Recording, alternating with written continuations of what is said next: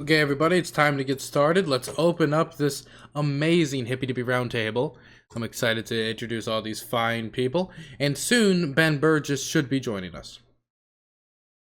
So awesome that Well, it gives me.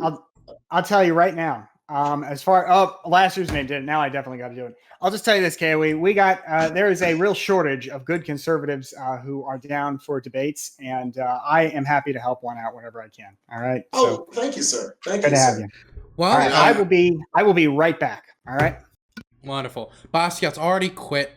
He's scared because he lost last time he was on the show, and he doesn't want to show his face anymore. Hey, buddy. All right. I'm gonna be right back. All right. So you just watch. All right. Yeah. Last username just basically threw down, so I got to meet him on his challenge. You know, I was so surprised that you joined the neoliberal bracket. And you are right. I did lose my last debate to KOE Nation, ladies and gentlemen. You are correct. Yes. Yes. I mean, it's just a jacket over a t-shirt. It's not that high a bar to meet, I don't think. Well, everybody. Everybody, welcome to the Hippy Dippy Roundtable. I'm excited to welcome you all to an amazing discussion format. We make the people at Harvard quake in fear of our intellectual prowess here.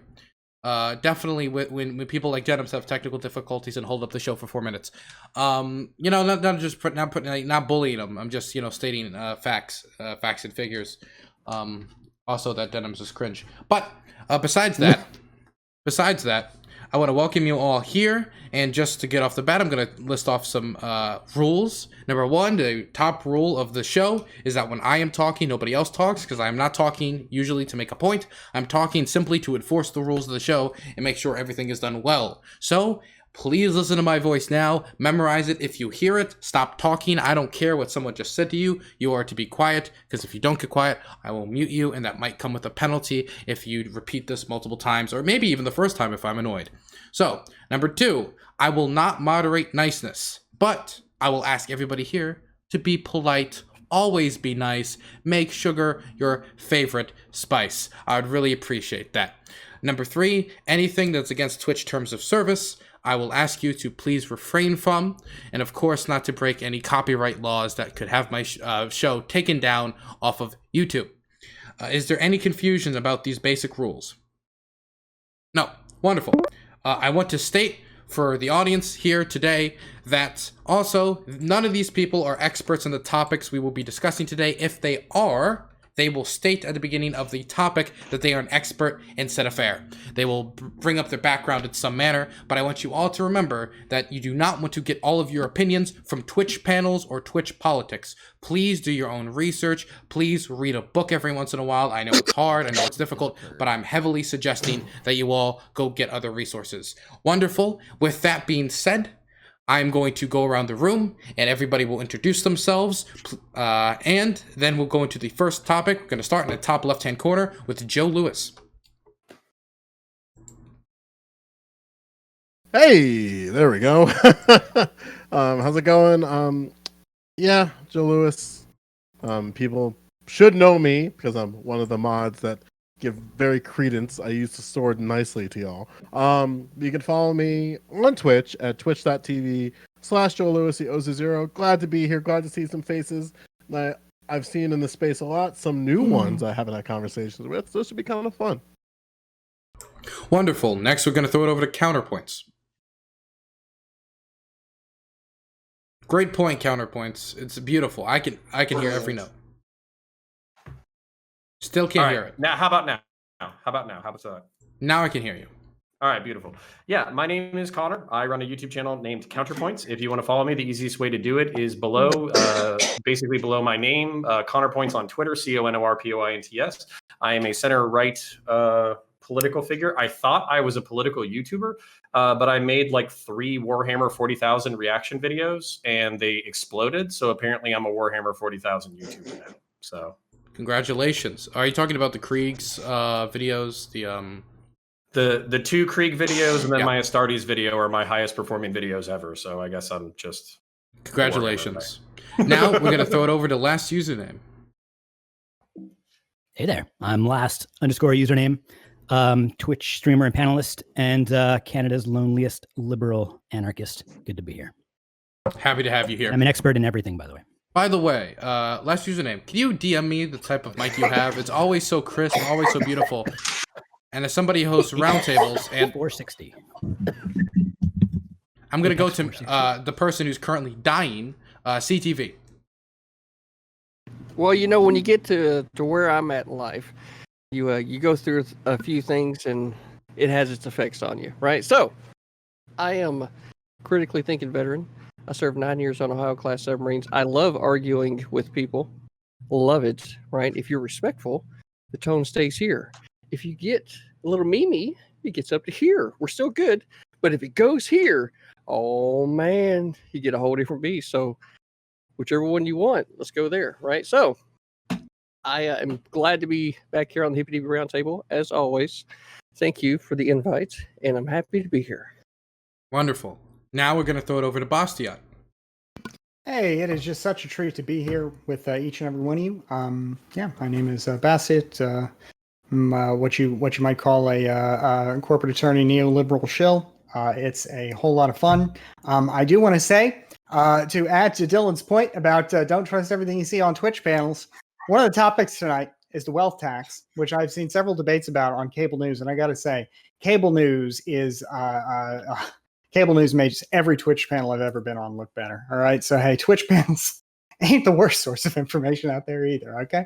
So, with that, thank you so much for the invite. I can't wait to talk to everybody tonight. Hey, man, I only trust Crystal Liza for all my information. Now we're going to go over to Ben Burgis, who actually wrote a book, so he's leagues above everybody else. Wow, is that all it takes to be leagues above? Honestly, all you need to do is read a book. Okay, all right. Well, done that too, actually. So I'm very proud of myself. I will say, actually, maybe more relevantly than having read the book, that one of the topics, the filibuster thing, I actually did write an article about for Jacobin. But yeah, thanks for having me. It's great to be here. Happy to have you here, and I am very happy to know that you're going to care deeply about the filibuster. Not like I did any research into anybody here who might be able to talk about these topics, Ben. Not like I read any of your works, Ben. You know, not like that at all. Okay, it's very hostile, very early. Very early. Well, at least you're not Denims, who was 4 minutes late, but didn't tell me beforehand. All right, I would like to say that was very cringe. To come in without a good camera ready to go. It kept blurring, and I wanted to bring only the best to the highest quality political panel that Twitch has to offer. Okay? Damn, Dylan. Hope you're feeling good about yourself now. Yeah. I usually feel good when I bully my guests. I'm not Kurt, at least, though. Anyway, introduce yourself. I am Denims, twitch.tv/Denims. I talk about politics. I'm a lefty, libcuck, the SocDem, and that's about it. Okay, we're going to move over to Phil KOE. Folks, welcome one and all to Dylan Burns TV and the Hippy Dippy Podcast. Slow down. Your mic is currently a toaster. Is there any way you could fix the head? Well, if I am a toaster mic, that is terrible. Can you hear me, folks? Let's see if I can get Danabo. I'm gonna put you and Danabo in a separate room and hope he can get your mic situation fixed out. Is that okay with you? All right.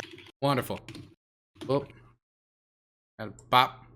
Hopefully Danabo is actually paying attention and he'll unmute. If not, I think we've just stranded KOE in a separate room. Okay. So we're going to go on to the first topic now. Everybody will have a 1 minute quick intro on what they think about the topic. The first one is simple. The filibuster. It has been a topic of constant debate for the last, I don't know how long, but extremely recently due to the 50-50 split in the Senate, with the vice president being the tie-splitting vote. With the filibuster in place, you need usually about 60 votes in the Senate to actually get anything done. And with partisanship increasing more and more as of recent, and the filibuster being used more and more as of recent, it has become an issue of debate. So simply, you can all state if you want to kill the filibuster, reform the filibuster, or leave it the same. So we're going to start in the top right-hand corner with last username. Right. So if we look at this, the long-term effects of this, which is, of course, what we care about, right? We don't just make, broad changes to the political system for short-term opportunistic gains. The long-term effects are going to be that you're going to shift towards a more volatile, less stable kind of government. You're going to have more, bills, lots of laws being created and then sort of reversed as soon as, one little seat in the Senate shifts in the next election. And then the parties change and everything is undone from before, more of that sort of back and forth. I, as an anarchist, am generally always in favor of limiting the power of government. I don't know if I can, shift any of you guys on that, but, generally I'm in favor of anything like the filibuster, which effectively makes it more difficult for things to change, keeps things stable, and reduces the sort of tyranny of the majority, of the small majority over the large minority. So, I generally say keep the filibuster. Getting rid of it to accomplish a few short-term goals is not worth the effect. Right? In 2 years, that power you're taking for yourself is going to go to the other guys quite probably, or it will eventually, and then you'll regret it. Okay. Next, we're going to throw it over to CTV. Well, the filibuster has a long history that goes all the way back to Aaron Burr, right? So, at least the history of it. I think that with the way that a lot of people think that the federal government is supposed to work and how that starkly contrasts with the ideas of limited government, that right now the filibuster serves the purpose that we need. I think that's probably where I'm going to land on it, and we'll just kind of see how it goes around the room. Okay. I'm going to throw it over to CounterPoints.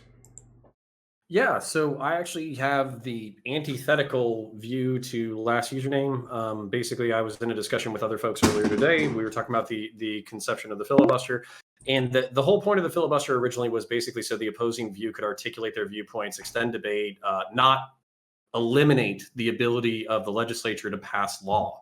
And that's effectively what it's done, where you now need a supermajority in order to pass any kind of meaningful legislation. We've effectively had a neutered or stagnant legislature for 30 years. And as a result, what happened is that power has not stayed in the legislature. It's been thrown over to the executive branch. So this power imbalance that you're talking about like one administration does one thing, the next person does the next thing, that's effectively already happening with the executive orders. So I would actually like to see a return to our representative democratic figures actually legislating law and taking the other side's opinions into account when they pass laws. And with that, I'll yield. Okay. Now I'm going to throw it over to KOE, whose mic, hopefully, is no longer a toaster. Do you hear what I hear? Yeah, actually, you sound clear now. I didn't know you actually had a mic that worked well. I know. Crazy. We learn new things every day. My dear apologies. And folks, welcome one and all to the Hippy Dippy Podcast, Dylan Burns Show. Thank you for having me on this evening. I am the devilishly handsome outlaw himself, your king of extreme, Phil KOE. You can find me over at KOE Nation on Twitch and YouTube, where you can join the fastest growing conservative community that exists on the internet today. Get in on the ground floor, folks. You know it's the right thing to do. On top of that, I am also a fifth generation farmer who loves answering any of those varying questions. And I am the internet's leading shill for big peace. And with that, I do apologize for my belated introduction. You were thinking, oh my goodness, will we be able to make it through without Phil KOE? But do not worry, folks. You will now get the pure, unadulterated, unfiltered, unhomogenized, unpasteurized, unsanitized Phil KOE right to your home. So, folks, with all that, I yield back to the rest of you beautiful people. The topic was the filibuster, Phil. You're supposed favorite part of that- He didn't get to do an intro. He didn't get to do an intro. Well, now he has to say about the filibuster, yay or nay? I am a Well, I just filibustered you, so clearly I Okay. support the Fan of the filibuster. Okay, we're gonna move over to Denims. I don't know about you guys, but the best part of that was watching Ben Burgess's reaction. Like, I feel like he must have just been like, "What the We're good. hell We're have I done. got We can't- myself into?" All right. There's Hey, nothing bro, else. it's There's nothing always else we can do fun. about this. Ignore the last, Ben. Just You won the enjoy debate. last. I'm just gonna do this now. I guess. I guess we're all done for the day. Wonderful. Denims? I have some mixed opinions about the filibuster. I've seen like the arguments for and against it. It seems like a lot of Democrats I know are against the filibuster, but also historically the filibuster has helped Democrats a lot. The bigger problem with the filibuster is that it seems to just do a lot of nothing lately, and the amount of things that have been filibustered has like gone up drastically over time. And it seems like even if Republicans have power, Democrats will filibuster them so they get nothing done. And then if Republicans have power, Democrats will or the other way around, then Republicans will just filibuster them so they get nothing done, which makes it feel like you're voting for someone who can't do anything because this minority of like 40 people is just going to filibuster and you're never going to get to pass anything.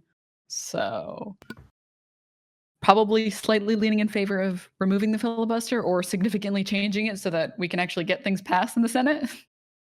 Okay. Next, we're going to move it over to Ben Burgis.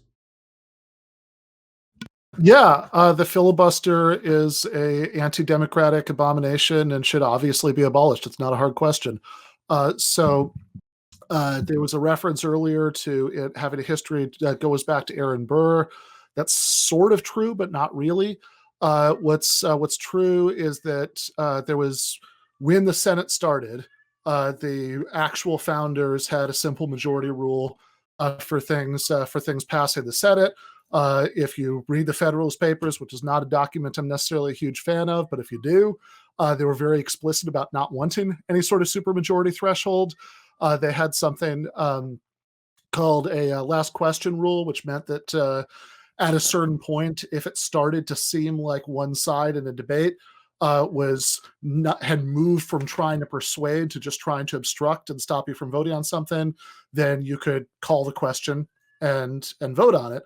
And when Aaron Burr presided over a big overhaul of Senate rules, they got rid of that, not on purpose, but just because they were getting rid of like 100 rules at once, and that got caught up in it. And this created a loophole that allowed for the possibility of filibusters, but that nobody actually had the idea of doing a filibuster until decades later, when extremist, fanatical pro-slavery forces in the South got the idea, hey, this is something we could use. So John C. Calhoun really is the founder of the filibuster. That was the main thing it was used for, was to try to keep people from bringing up any sort of anti-slavery anything in the Senate in the decades leading up to the Civil War. Like about the next century after the Civil War, the main thing it was used for was stopping anything that even vaguely smelled like civil rights, like voting rights legislation or anti-lynching legislation from coming on.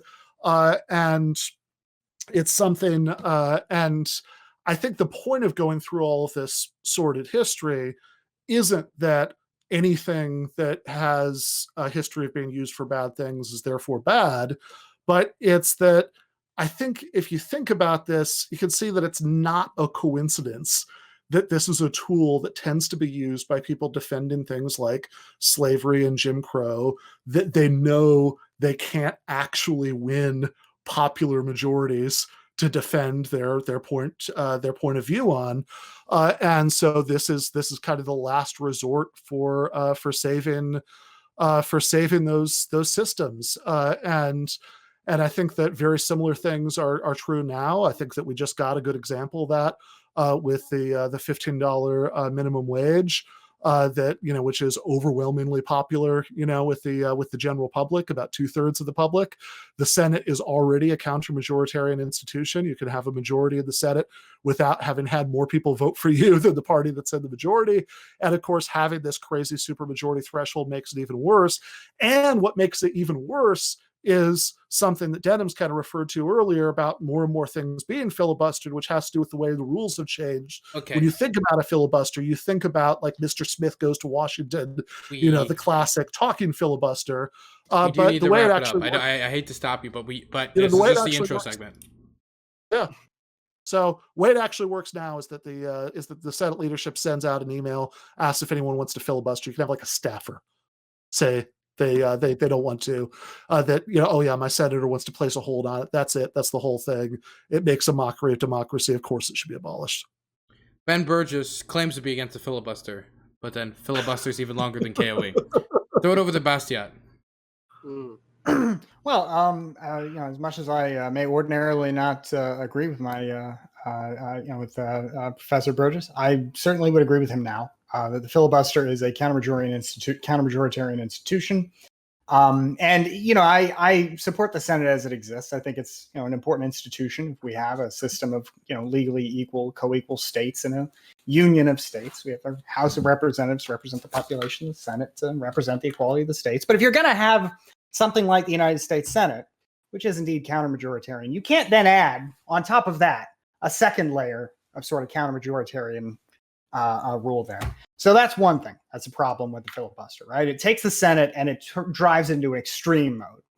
Another issue that seems to be the case with the filibuster is that it wasn't always used to the degree it is today, but apparently in the past, what happened when you did a filibuster was you shut down all legislative business. And then sometime in the 1970s, they changed the rule so that you could filibuster one thing without shutting down the entire institution.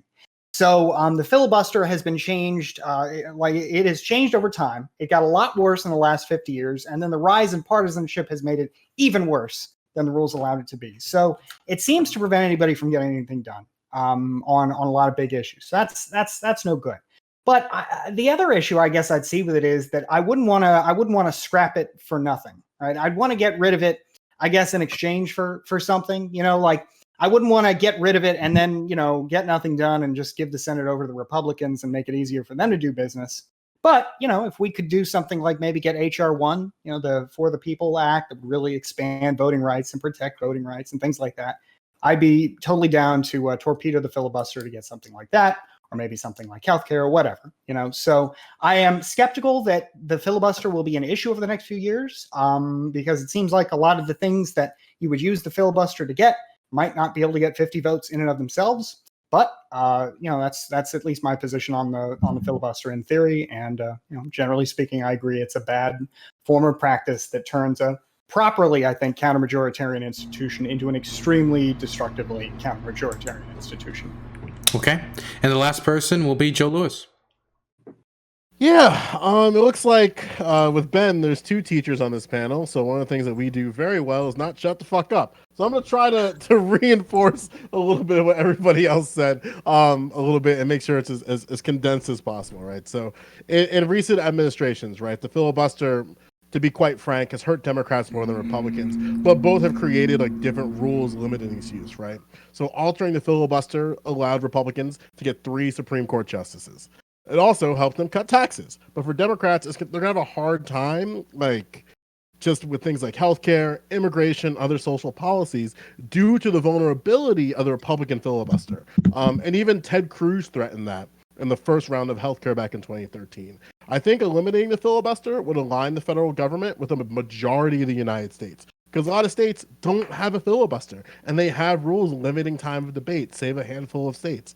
So I think at minimum, regulations on debate should be implemented in Congress. Long term, they should just fizzle out the filibuster altogether.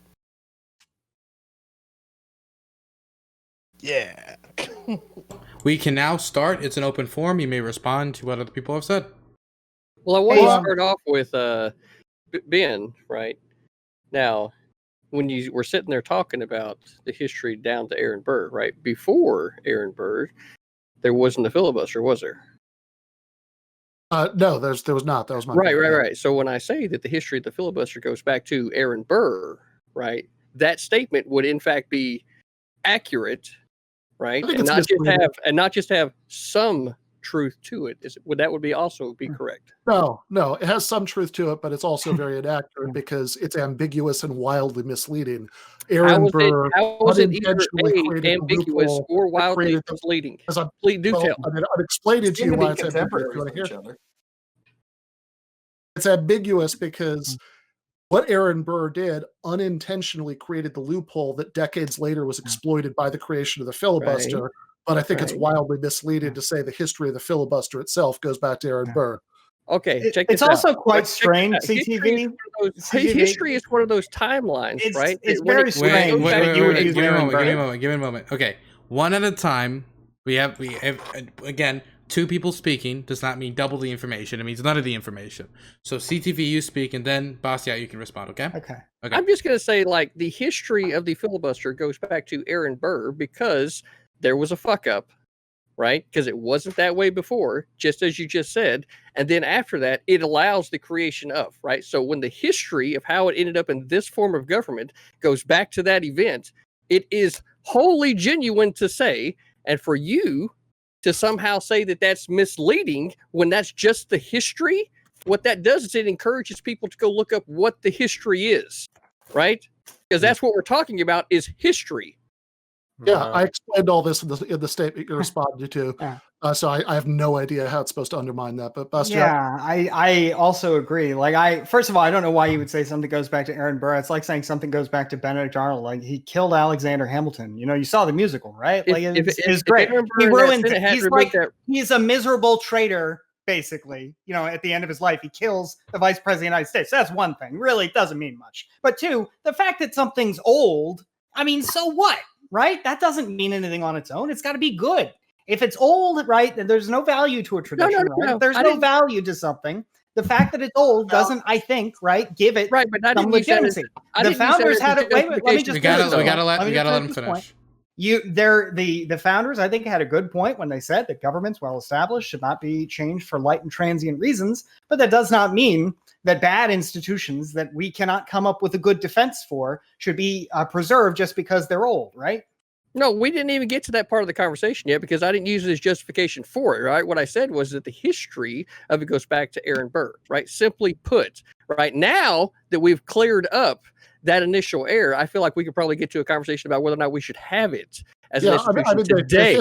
The history of this panel goes back to Aaron Burr in the sense that Aaron Burr doing what he did led to it being mentioned in this panel, but it'd still be a very strange and misleading. I think that it's history and it should be mentioned when it's relevant. And since we're talking about it.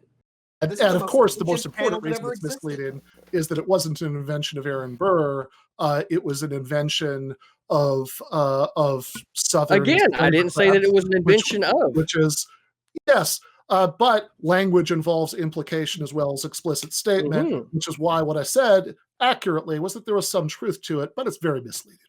Well, this is a filibuster in action right here. CTV is raising a pointless objection to derail us from the issue at hand, which is whether this is a good thing or not. I just felt like that whenever he wanted to imply that I wasn't being truthful, right? That I felt like that shit needed to be addressed where it was at. Well, I mean, I wasn't implying anything. I said there's some truth to it, and then I explained the fuller context. So, I mean, whatever your complaint is, I have no clue. All right, so moving on. How would we like to have the filibuster happen? Well, we already have examples of the filibuster being altered or not used in order to push policy. So it's weird where like we support the filibuster, but we only support it when it's for things that we don't like, right? Like again, like even in my opening, I stated, which very clearly that Republicans have 3 Supreme Court justices in the past 4 or 5 years because of the lack of a filibuster. So I don't know what else they want at this point. I mean, for Republicans, it's almost like if they didn't have it, they'll just like push people in however they would like in that regard, if they have power in that sense, you know? Well, I guess like for me, we have to understand like how the government got to where we are now, right? Especially within the regard to like the last 100 years of history, right? Because the filibuster has been being used more and more over say the last 40 and 50. Sure. So I feel like that in a lot of cases, it comes to the inherent flaw that got introduced into the Constitution with regard like to supreme federal authority over everything, right? And start taking away more from states' rights. Well, and this is where like there's a whole much deeper conversation into the history of things, right? But I feel like that with where we are now, that law being able to be passed for the entire nation, just being a simple majority with the idea of federal supremacy over fucking everything like it is, I feel like 2/3 would be at least closer to where 60% is like there, right? But 2/3 is what it takes to pass a constitutional amendment, right? So 60 would be kind of on par with level of law federally. Yeah, I just don't. I don't believe that you believe that, CTV. Respectfully, right? Because here's the thing, right? So a vast majority of states don't have a filibuster, and they're still able to get policies that they want without any type of like. They have the bipartisan support for these things without the existence of a filibuster. But then it looks like we treat the federal government, in this case, like the House and the Senate, as this sort of like highbrow, sophisticated thing. When in reality, like it's all politics you can consider sophisticated because these are the representatives. They're at the highest level. They're able to write laws that change our lives. So Yep. again, like a vast majority of states already don't have this thing. So why should we have this thing for the federal government, despite the fact there's so many checks and balances to prevent the very things that people who support the filibuster are afraid of? Well, I think that's where we come to the conversation where we're at, right? This right here, the states having filibusters or not doesn't really matter. We're talking about at the federal level because this law requires the consensus across all of the states. Oh, right? absolutely. No, Like but it's going. I mean, it's going to be absolutely applied does. across all the states, right? No, So no, the simple majority, whenever there was a limited federal government that wasn't being seen to be supreme over everything, like it is now, right? Like when you have this bill that this fucking latest gun bill that they're proposing, Sure. right? Samantha jumped in last night, told me about it, showed it to me. Now they're wanting to Yeah. regulate AR pistols, Yeah, right? it won't pass.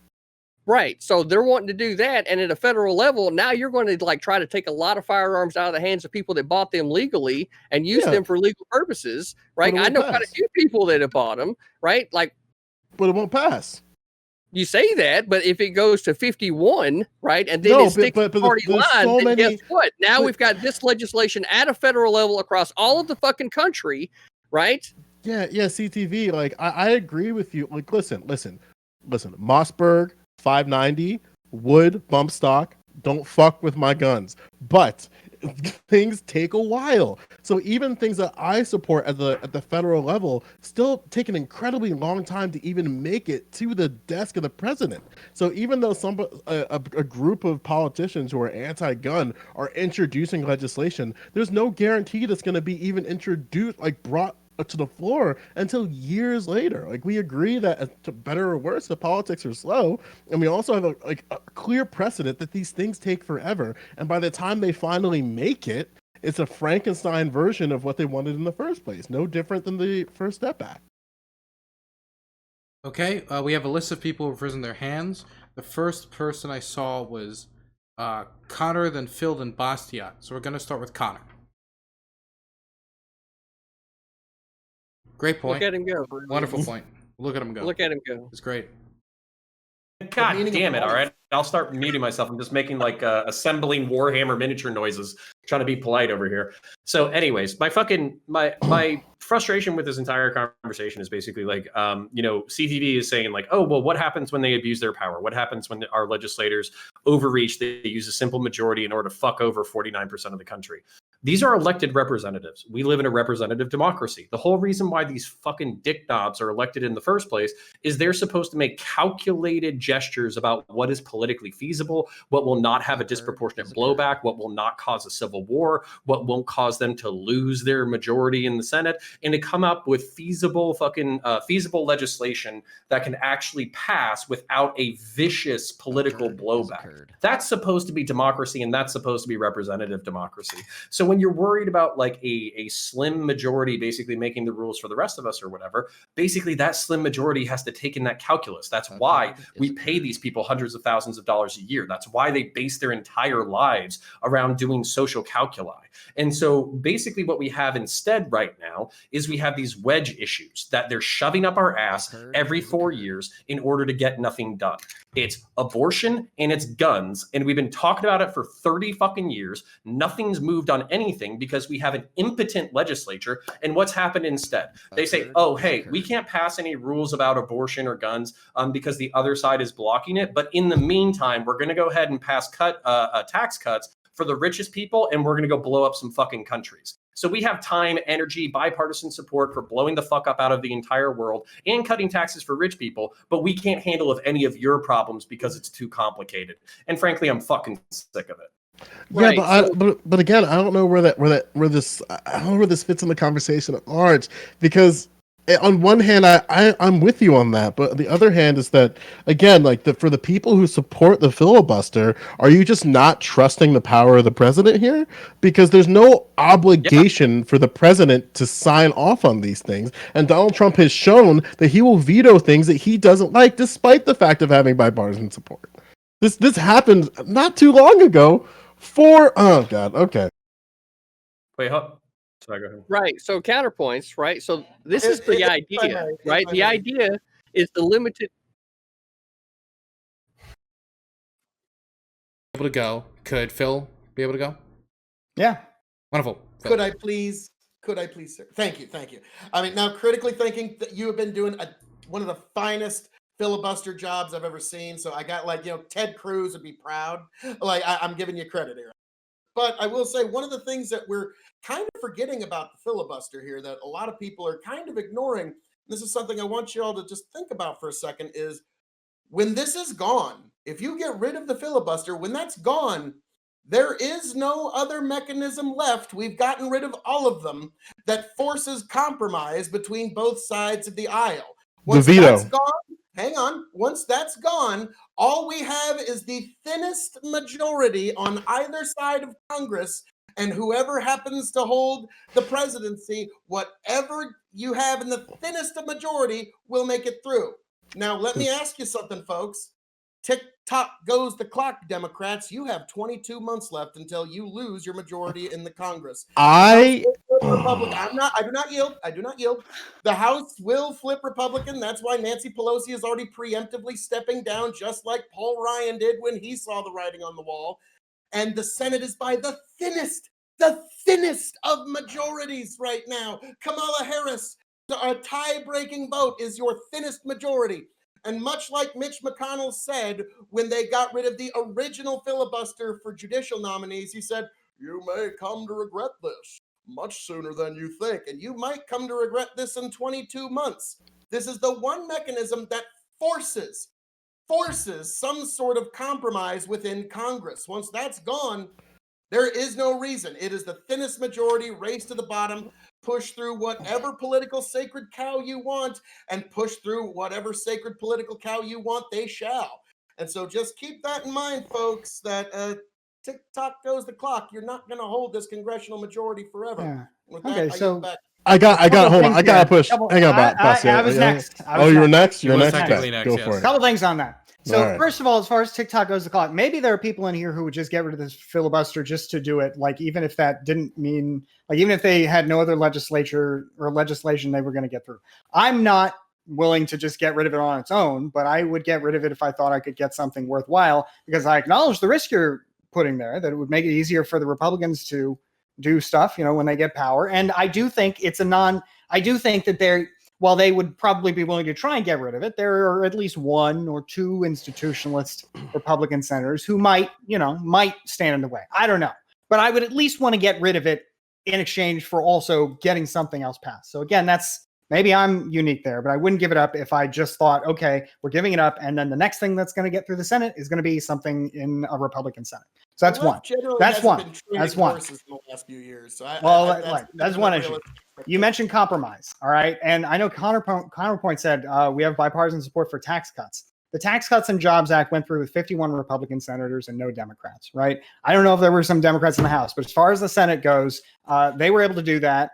With the majority they had, because you can do through the reconciliation process, you can do things that affect the federal budget without being subject to the filibuster. So there are already ways around the filibuster in some limited areas that make it basically make it easier to do certain Republican things than maybe certain Democratic things. That's another issue. Beyond that, I just want to say, as far as compromise goes, as far as representation goes, it's worth also noting that the Senate right now, though it is split 50-50 Democrat, Republican, with the Vice President Kamala Harris being the tie-breaking vote, the Democratic senators represent about 40 million more people. Now, again, I don't really think, given the way the Senate is meant to work, it's meant to represent states, I don't have a problem with that itself, but it is worth noting that when you talk about the Senate being, it's got to represent people's, we can't oppress minorities in the Senate. Well, the Senate is already a minoritarian institution just by default, almost by design, right? So if that's the case, to say, well, we also need this other institution on top of that to make it even harder, the filibuster, I mean, I just don't see it. I don't see the argument for what you've just made, because it seems like it already forces compromise. There are already things going through without compromise, and the Senate's already counter-majoritarian anyway. Okay. Yeah, and again, oh, sorry. Joe, Well, you go quick, Ben, then we're going to move over to Ben, because Ben wanted to say something. And then Yeah, I this see is what- CTV just raised his hand, so I'll write his name down. This is why I keep mentioning the states. Again, only 15 legislative state bodies do not have limits on debate. And then you have 10 legislative state bodies that have measures to limit debate on the floor. Most of it is like a form to motion to the previous question. So a vast majority of states already have ways of limiting debate, and they're still able to pass things. Additionally, there's always the veto. I live in New Jersey. Chris Christie scorched fucking earth. How did he scorch fucking earth? Because every time that there was something that Democrats and Republicans may have wanted, and it's like a perspective good, he just vetoed it back. No different than Phil Murphy and his dumbass dog horse teeth. You were kind of diminishing the power that actually the governors and the president has. If there's something they don't agree on, they're not obligated to sign these things in the law. And they've shown time and time again, Obama administration, Trump administration, and probably did I say Obama or Biden? For the past administrations, it's been used. So there are checks and balances. There's so many checks and balances. But it seems like we get a little upset when we have these slim majorities. And just say you're upset with slim majorities. Don't do this fucking word jujitsu and just say you don't like slim majorities, Okay.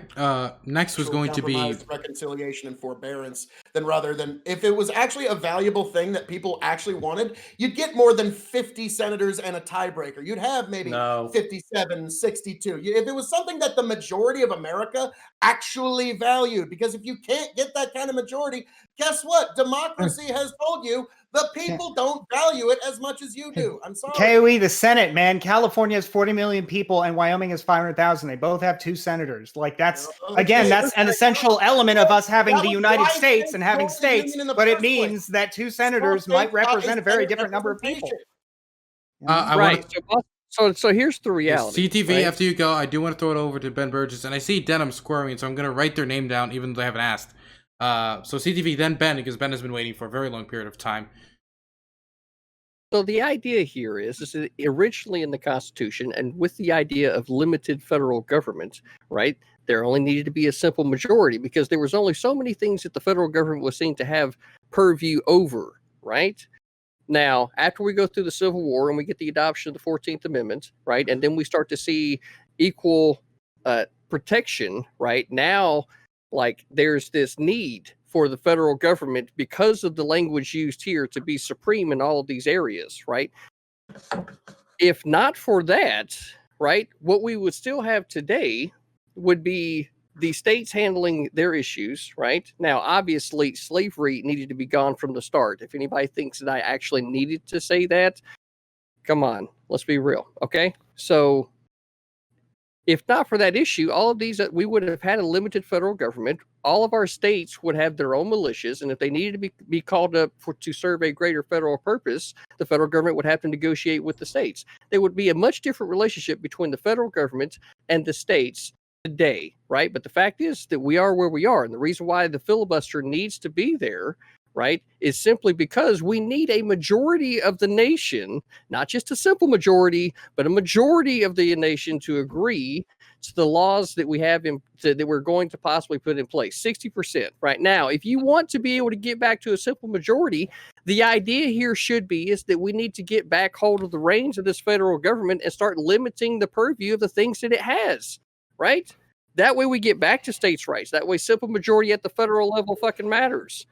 But until we actually start bringing back the government, which fucking good luck with that, right? Then we need the filibuster. But hold on, CTV. Like, are you like you cannot sit here and say we need the filibuster? Wait. It's like we're dissenting opinions when Storm Thurgood literally cucked the Senate for a day. Like, is he the majority of the We opinion? need By the way, Joe? I need to say, Joe Lewis, it's like you turned the gain on your mic all the way up. Yeah. Would it be possible for you to turn that down a little? How's that? Yeah, much better. And Ben, Much better? Okay. you've been waiting, so one thought of it better. Yeah. So a few points about this. First of all, at the beginning of this discussion, we got a lot of dramatic claims about how volatile government would be, with constantly switching back and forth on different laws without a filibuster. And I think Joe's point is just decisive on that. Overwhelming majority of states don't have it, and they're not that volatile. Overwhelming majority of countries in the world have simple majority rules for their parliaments or congresses, what have you, and they don't have that level of volatility. So, I mean, that's just obviously empirically not Hey, true. but you can't compare us to other nations. No. No, not? as a Yes, matter of sometimes fact, you as can. a matter of fact, the Because most that was the relevant other example of our evidence. listen, Like, the it's most one- relevant one example that's one out at there. a time. a priori because The- we can't. The relevant example that is out there of our federal government is in fact the European Union. Go, and by the way, Wait, I am gonna okay, filibuster you. stop. Go Everybody. ahead, take insurance Okay, here. give me a moment. I just want to make clear that when I start talking, everybody's supposed to shut down, go like kumbaya, have a little peace moment, okay? We say Okay, so I want to hear. I heard nothing out of all of that. So we're gonna start with Ben. Then we're gonna let CTV respond. Then we're gonna turn it over to Denims because I can tell Denims wants to say something. And then it's gonna go to Connor. Okay, so Ben, please finish your point. Okay. So the first point was just that obviously, given the experience of other countries, and if you're going to claim the experience of other countries is irrelevant, that's like you've just lobotomized yourself. You've just said all evidence against my claims can be ruled out, which is a very convenient thing to say if you're arguing something that is contradicted by literally all available evidence, but it's a very, very silly thing to say. So obviously, given the experience of all these other countries, it's just not true that you would get this level of volatility. Phil's claim that that it's just obviously not the case that if you can't get 60 senators together, you don't have a big Democratic majority of the 'Cause you country don't. at large is just, again, obviously not true. We could point to It is. plenty of current and past examples. As Gallup was doing polling on civil rights laws, like voting rights laws, anti-lynching laws, as far back as the late 30s and the 40s, and you already had majorities for that. But of course, that was the main thing the filibuster is being used to stop. Right now, as we speak, 2/3 of the public supports a $15 minimum wage. But the filibuster is stopping that from happening.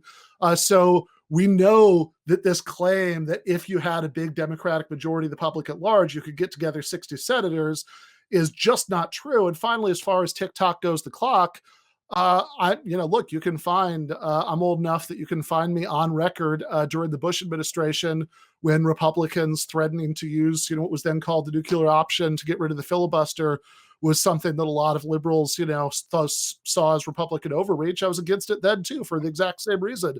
It's a matter of democratic principle. In fact, it's precisely because power is going to change hand a bunch of times in the future that I want to get rid of the filibuster, because I'm hoping that eventually it'll change to the point where we can get things that, by the way, have overwhelming majority support in the public, like Medicare for all. That we can get things like that, to have 51 senators to support it. And so I'm willing to live with some bad stuff to get that in the future, even if it weren't a matter of democratic principle. Which it clearly is.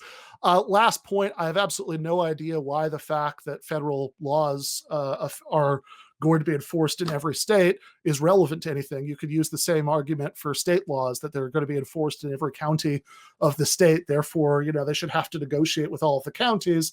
I think that democracy is a much better principle. And I think it's not a coincidence that historically states' rights has been so closely associated with some of the most hideously anti-democratic causes in American history. Wow. Okay, CTV, Wow. you're next. Let me tell you what is actually silly, right? Everything that you have said is actually so fucking silly. You're actually the one, right? That is suspect number one right now for the most misleading. Not only did you make it a jab, right? And everybody in the chat saw it, right? They heard the jab that you did at the most base guy in the room right off the start, right? And as we're sitting here listening to you, right? You sit here and you disingenuously want to compare our federal government to other nations of the world, right? In what respect?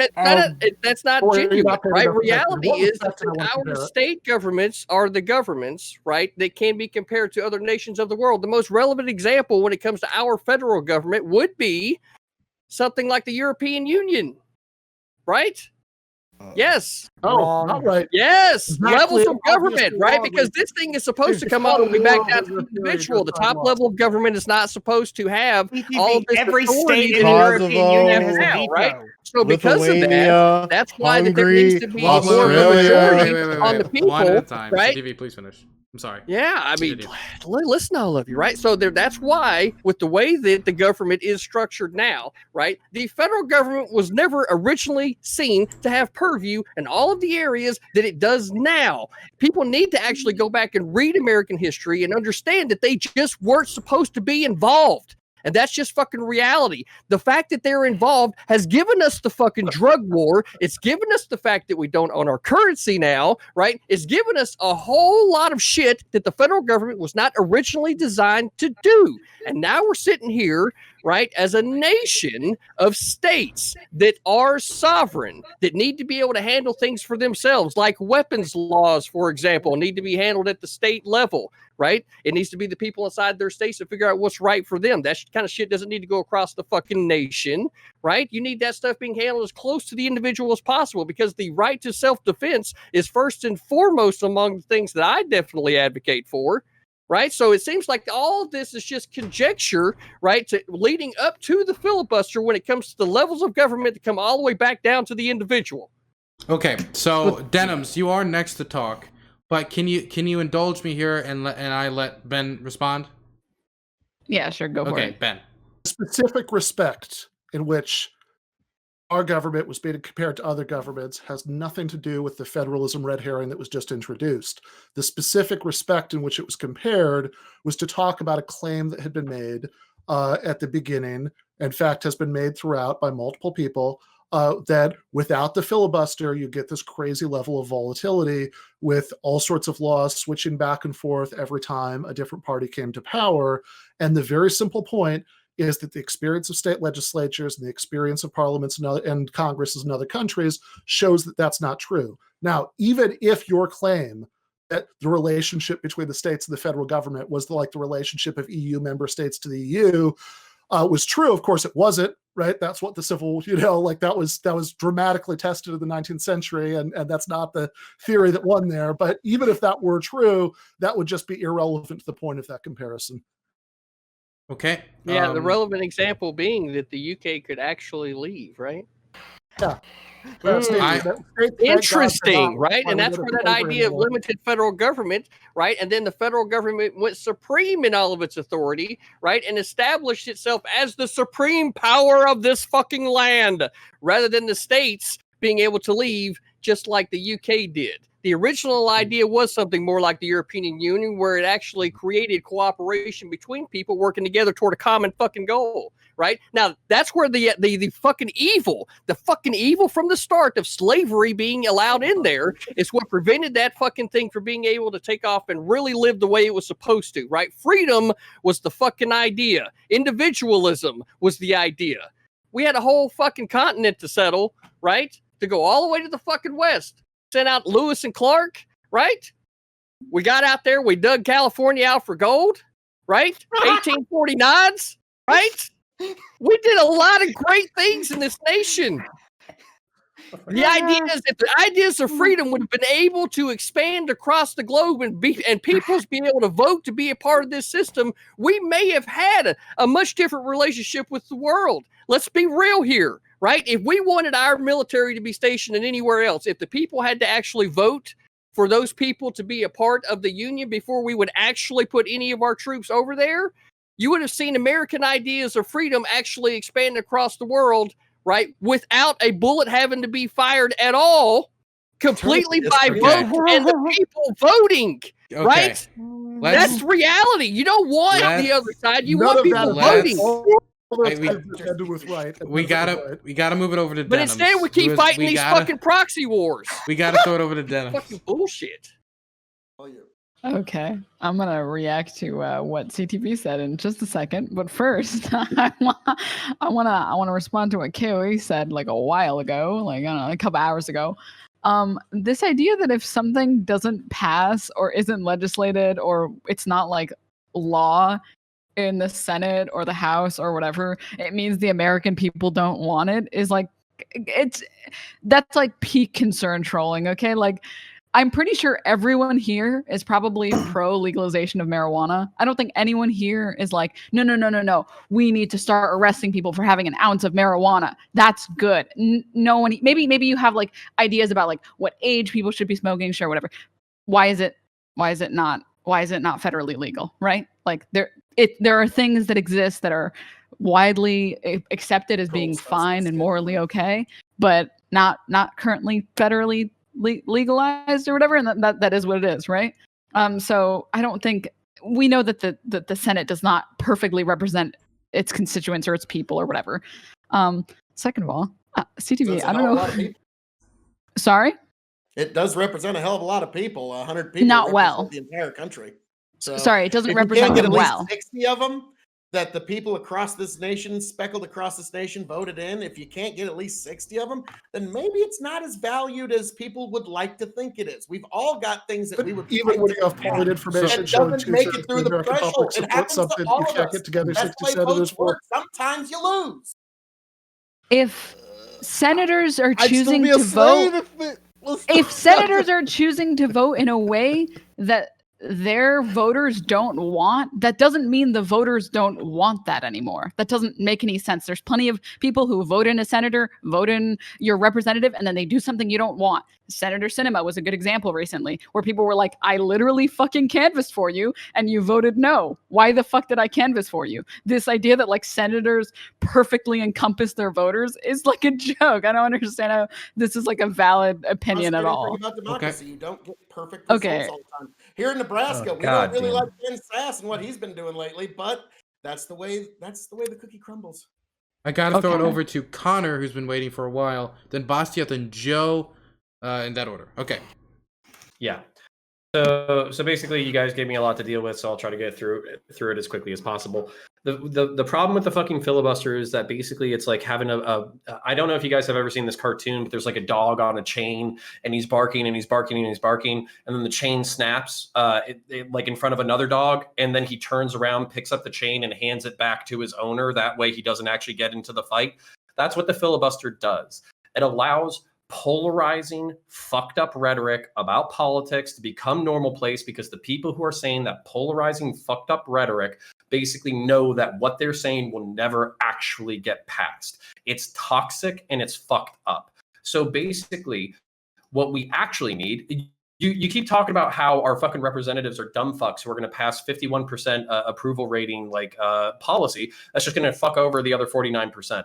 There are representatives. They are supposed to be the smartest among us who actually think about secondary and tertiary consequences of legislation. If they're not thinking that far ahead about how their legislation is going to impact the fucking country, why the fuck are we paying them $200,000 a fucking year for the rest of their goddamn lives to think about how politics impact their fucking citizens? Not done yet at all. So you're saying democracy is important, therefore everything should be a supermajority. I think a point that Joe Lewis kind of articulated in the fucking background is if we took that as a fucking, just took that honestly, then marijuana is never getting passed. Slavery probably would have never been abolished. Basically things that are actually important to Americans would never have. I don't even think civil rights was passed by a supermajority, was it? Like somebody fucking check the record on that. So you had a simple majority for some of the most like toxic and evil shit to be abolished in this fucking country. And I view marijuana prohibition as fucking toxic and evil. Finding teenagers on the wrong side of fucking town and throwing them in a fucking cage because they have drugs that like 40 to 70% of Americans either actively consume or don't think is as big of a deal of alcohol. It's not just like, oh, well, not enough people care about it. It's actively evil. You are fucking up people's lives. So you're saying that like, oh, if people cared about it enough, it would get passed. Healthcare, People feel education, like marijuana, minimum wage. These things all have impacts on people's lives on a day-to-day basis. Hold on, I'm not done yet. And then on top of that, there's entrenched interest. You know why fucking Cinema didn't vote for a fucking minimum wage pass? It's because chances are she has donors who on the fucking back end are like, hey, I know you're a populist, progressive fucking lefty fucking candidate or whatever, or you're center fucking left, so you have to virtue signal about lefty shit. But at the same time, we actually don't want to lose money. So can you vote no on that shit? And we'll give you fucking 500 grand for your next election. The fact that you're pretending that that is democracy is fucking wild. Last point, and then I'll shut the fuck up. DTV has a 19th century mindset that lost. Thomas Jefferson believed that the United States would be a yeomanry farmer. If you want a farming colony, basically what that means is everybody has 40 acres. Everybody works their own land. They grow their own fucking tomatoes. They go down to the farmer's market. They fucking buy their shit from their fucking neighbors and all that kind of shit. That shit lost in the 19th century. It is no longer a prevalent fucking thing of America. Fucking, I think it was John Adams. Jeez, John you Adams keep was up the with the real person estate market. We're almost done. John Adams was the person who basically actually believed in centralized, federalized, civilized society, and he fucking won the 20th century. So you're fighting for an idea that died 100 years ago. And with that, I'll shut up for another 20 minutes. I mean, you need to pay attention to the real estate market counterpoints. Reality is, right, there's not a fucking house that can be sold in Western North Carolina or East Tennessee, right, that within the fucking day it's sold.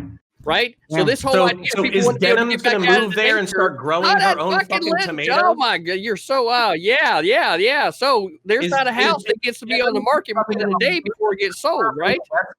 She moving to fucking North Carolina. So The whole point is that you're saying that it's not relevant, right? But there's a whole lot of people trying to do that very thing, right? And this is where the ideas of limited government and things being handled inside the states, right? This is where I feel like that you're probably going to see a movement away from this more centralized way of thinking when it comes to government and trying to get things handled more closer to the constituents, because people are starting to wake up to this idea of what this government's supposed to be doing, right? And how it's only supposed have to serve the anecdotes. people. I think right? you only And have anecdotes for that.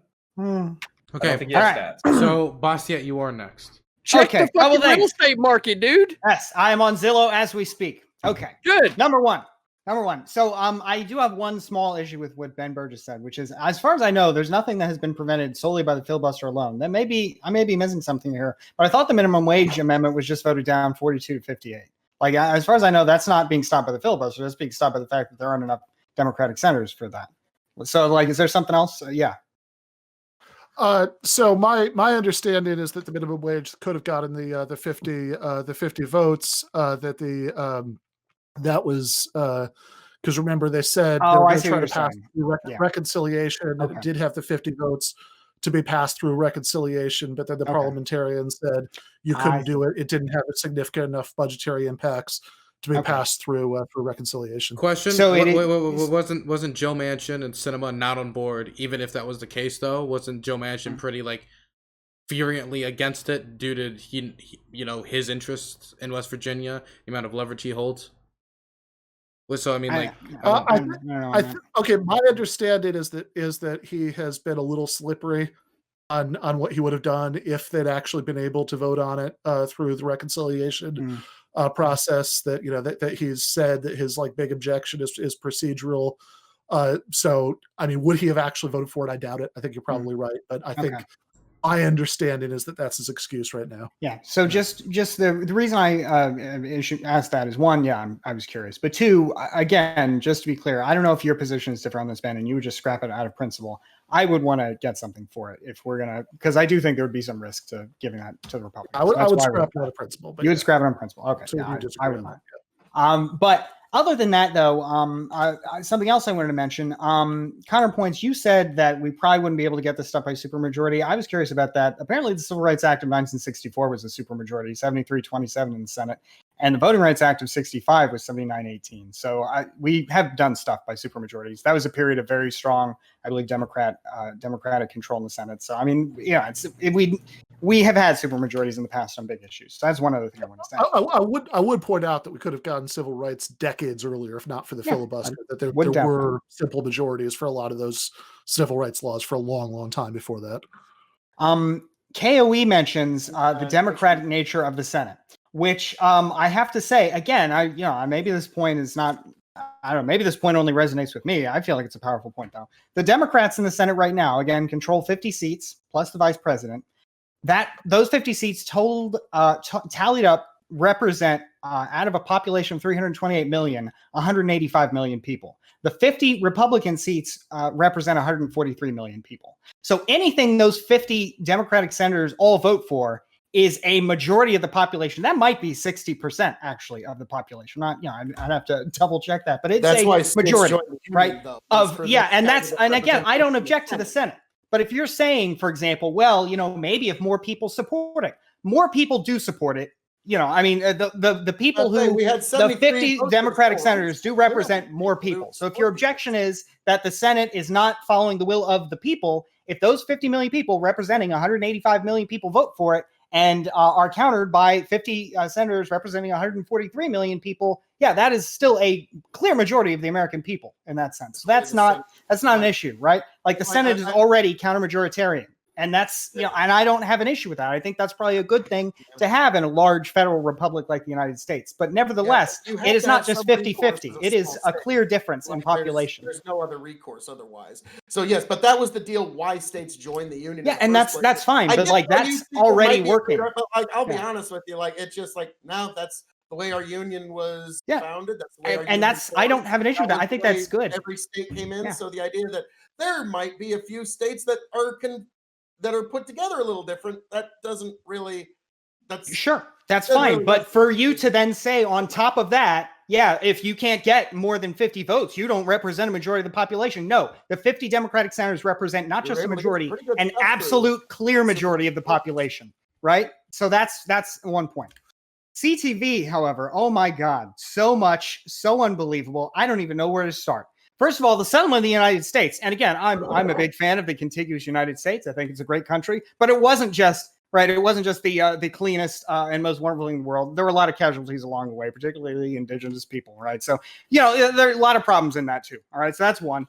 For two, I know you're saying we're like the European Union. We're certainly not. One, any state in the European Union has basically a pretty clear veto. That's one. For two, like Ben said, you can't leave. And for three, there's no president, right? There's no, in the sense of being directly elected, there's no, as Kissinger used to say, if I want to talk to Europe, right, who do I call, right? Is a very different, it's not like a supranational sort of federal union the way that we have here. Maybe someday, but certainly not now. If I was looking for something more analogous to the federal government of the United States, I'd probably look at Australia or maybe Canada or maybe Germany, another country made up of states, or some other federal republic, large, but certainly not the European Union. The federal government of the United States is unique, but it's certainly not beyond comparison to other countries. I don't know what you mean when you say we don't own our own currency, but the Federal Reserve, perhaps, if that's what you're getting at, while it is somewhat insulated from democratic control, is nevertheless ultimately subject to the government of the United States, the elected political branches. It's meant to be independent, right, and has a lot of independence, but is not totally independent from the government of the United States. And as far as state sovereignty goes, I just don't really understand what you're saying. The states have never been fully sovereign. They do have some sovereignty, right? They do have a lot of things that, a lot of powers that they have traditionally been recognized to have full or very large jurisdiction over, namely criminal law, where the states handle a lot of criminal law. That's why they can legalize drugs, and the feds can't. The feds can enforce their own drug laws, but they cannot co-opt the states into enforcing federal law. That's a pretty big deal, in fact, that the federal government is not able to co-opt the states into enforcing federal law. That's actually an incredibly large, that's an incredible amount of sovereignty there. That's a really big deal in the United States. So the idea that the federal government has just subsumed everything, has just taken everything, the federal government's big and it does a lot of things, but the way you represent it is just not correct. And beyond all that, I got to say, your idea that secession should be a part of the United States, that is absolutely ahistorical. It was never intended to be. The Articles of Confederation were for a, quote, perpetual union. The Constitution was designed to be a more perfect union. And as the Supreme Court said, in Texas v. White in 1869, what could be a more perpetual union, right? Or a more permanent bond than a perpetual union made more perfect, right? So there's no, once you join this family, you don't get out, right? And that's maybe like one a reason why mafia more now. people don't, right? All right, but the idea that you can just and it makes sense when you think about CTV, because under the situation you're describing here, basically, if you want to say secession's on the table, then if you have and yet you believe in all these constitutional rights as I do, right? What you're saying is you can abrogate all those constitutional rights with what, a simple majority in a referendum or something to leave the country. It's absurd. So it is worth noting that secession is not only entirely illegal, but always has been, because in a country founded on individual rights, it doesn't make sense for a slightly larger group to be able to deprive a slightly smaller group of all their individual rights by tearing them out of the country. Okay, so I want to say quickly, I want to Keep them in the country. throw it to Joe Lewis, who's going to do their second. Wow. Wait, give me a moment. CTV, you're with your protests. I'm basically like 1 on 8. I know. I will give you some time to respond. So it's going to be Joe Lewis after CTV gets some time. Then we're going to start wrap up, and Denims is going to be the first to do wrap up since they want to talk. I need to use the bathroom. I just gave the order. Can you all remember that and follow it through while I need to use the bathroom? Wonderful. Okay. I hope you can all follow the rules. This will be a test in anarchy. Okay, I'll be right back. By the way, CTV, big fan nonetheless. I appreciate your endorsement earlier today. It was very kind of you. But I just feel like so much of what you said was so wrong. All right. So. Well, that's why I was just wanting to go into it. But Joe has the floor. So Did I? I do? Okay. I'm gonna try and power run this. Okay. So just so we're very clear, when we have Republican justices, the past 3 have not had a majority, right? We have Justice Coney Barrett, 54-42. Kavanaugh, 50-48. Gorsuch, 54-45. And then when we look at previous administrations, you have Breyer, 87-9. Sotomayor, 68-31. Justice Kagan, 63-37. There seems to be a trend that Republicans do not really enjoy the idea that they might not get justices on the bench, and the tools that are able to limit those justices don't want to be used for them, which is why I argued that when it comes to actual power and the lack of a filibuster helped Republicans get 3 Supreme Court justices. So if anything, I would argue that if I'm a Republican, I don't want the filibuster at all. With that being said, let's take a big step back, right? Because Mitch McConnell said way back in the day that slim majorities, like something along the lines of like slim majorities can't ramp through half-baked ideas or something along those lines. But even without the filibuster, it's hard to pass legislation, right? Like bills need to pass both chambers with majority support, which is a huge hurdle. And even James Madison agreed with the idea of like, with these two systems, that it's like prevents, like I think he called it, like improper acts of legislation or something like that. Not every government has 2 legislative chambers, right? Even as KOE brought up, in Nebraska, they only have 1. They have 1 chamber, just like in Denmark, Finland. I think like Luxembourg Our has nationwide as well. Congress isn't exactly analogous to any one state. Okay, let me finish before you say some dumb mozzarella shit, all right? So even if a bill has support with a majority in both the Senate and the House, it faces a potential presidential veto, right? And that can only be overridden by 2/3 of a supermajority in both chambers. Yet at the state level, many legislators can override vetoes by their governor with a simple majority, with the same threshold needed for an override in places like France and Italy. Other democracies like Germany don't even have a presidential veto.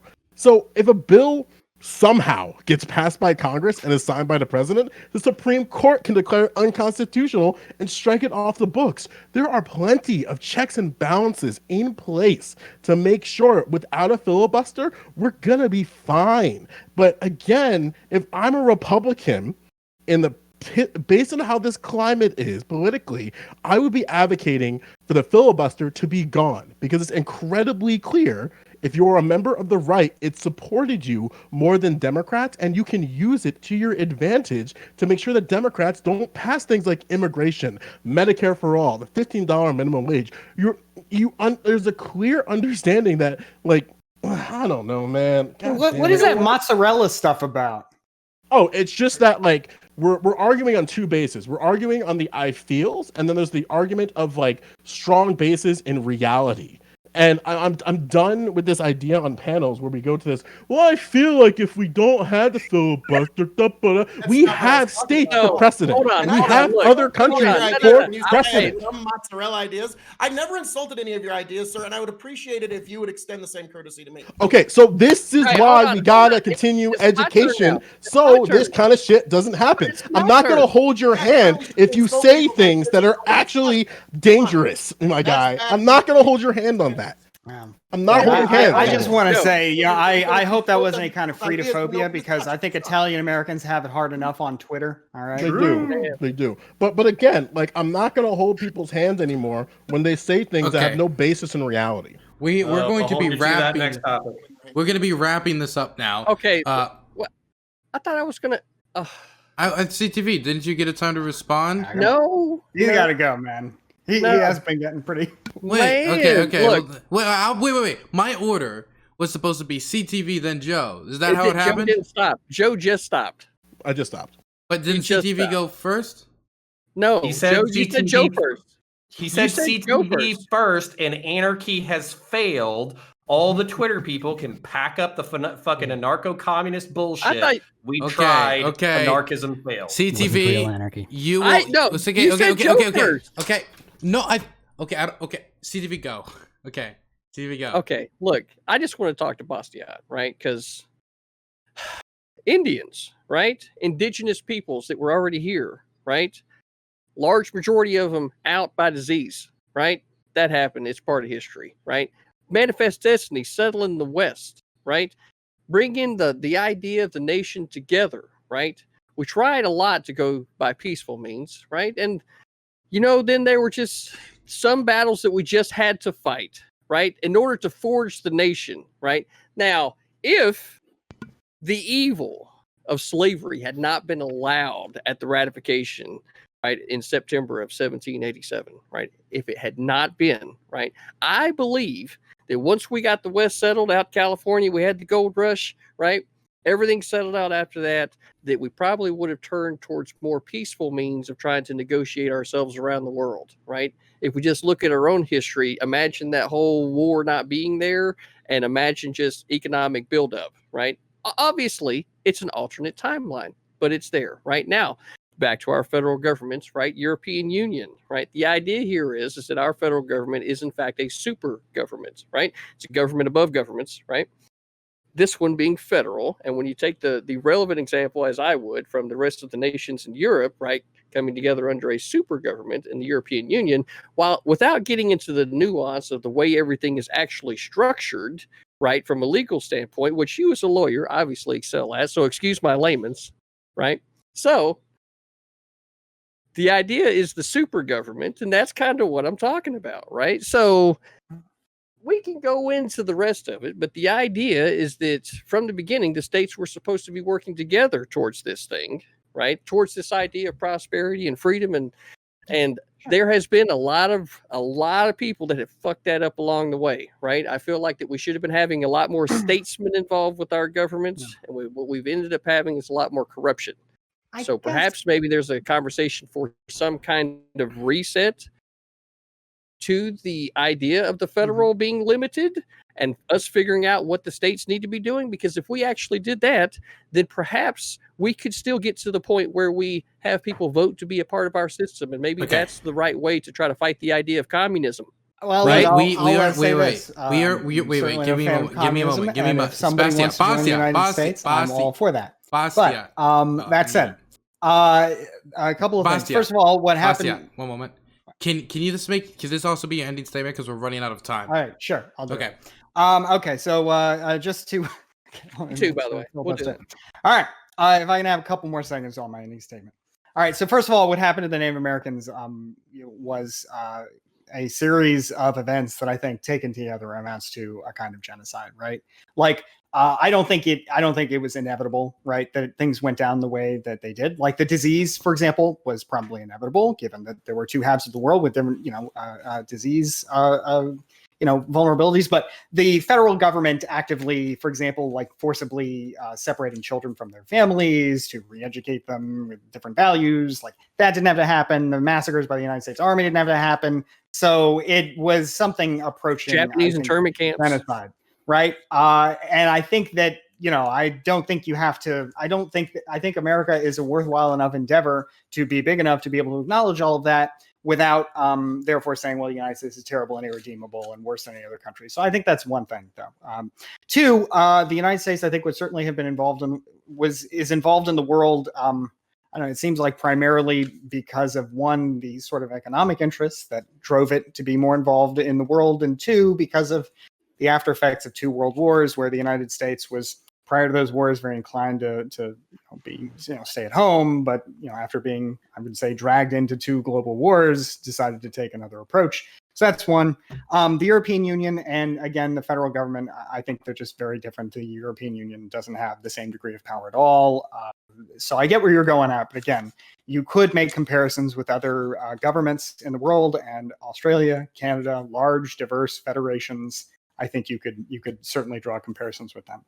Beyond that, I guess to your point about states' rights, look, I am a supporter of a federal union of states. One of the reasons I think the Senate is an important institution to have is that I do think that it is problematic to imagine having so many different disparate states of different sizes and different populations and having them all agree to be in a union if they don't at least have the guarantee of equal representation in the Senate, right? So I'm with you there. But your idea that like the federal government is subsumed to everything the states can do is just, it's not true. And in fact, I mean, the states have started to push back in some important ways. For example, the states were the ones who started to push back on gay marriage restrictions, and who started, I think at the moment, and continue to do this, push back on drug restrictions, right? So the states certainly still have power in the United States, and I think it would be good for the federal government to stop doing certain things, namely drug restrictions, drug prohibition.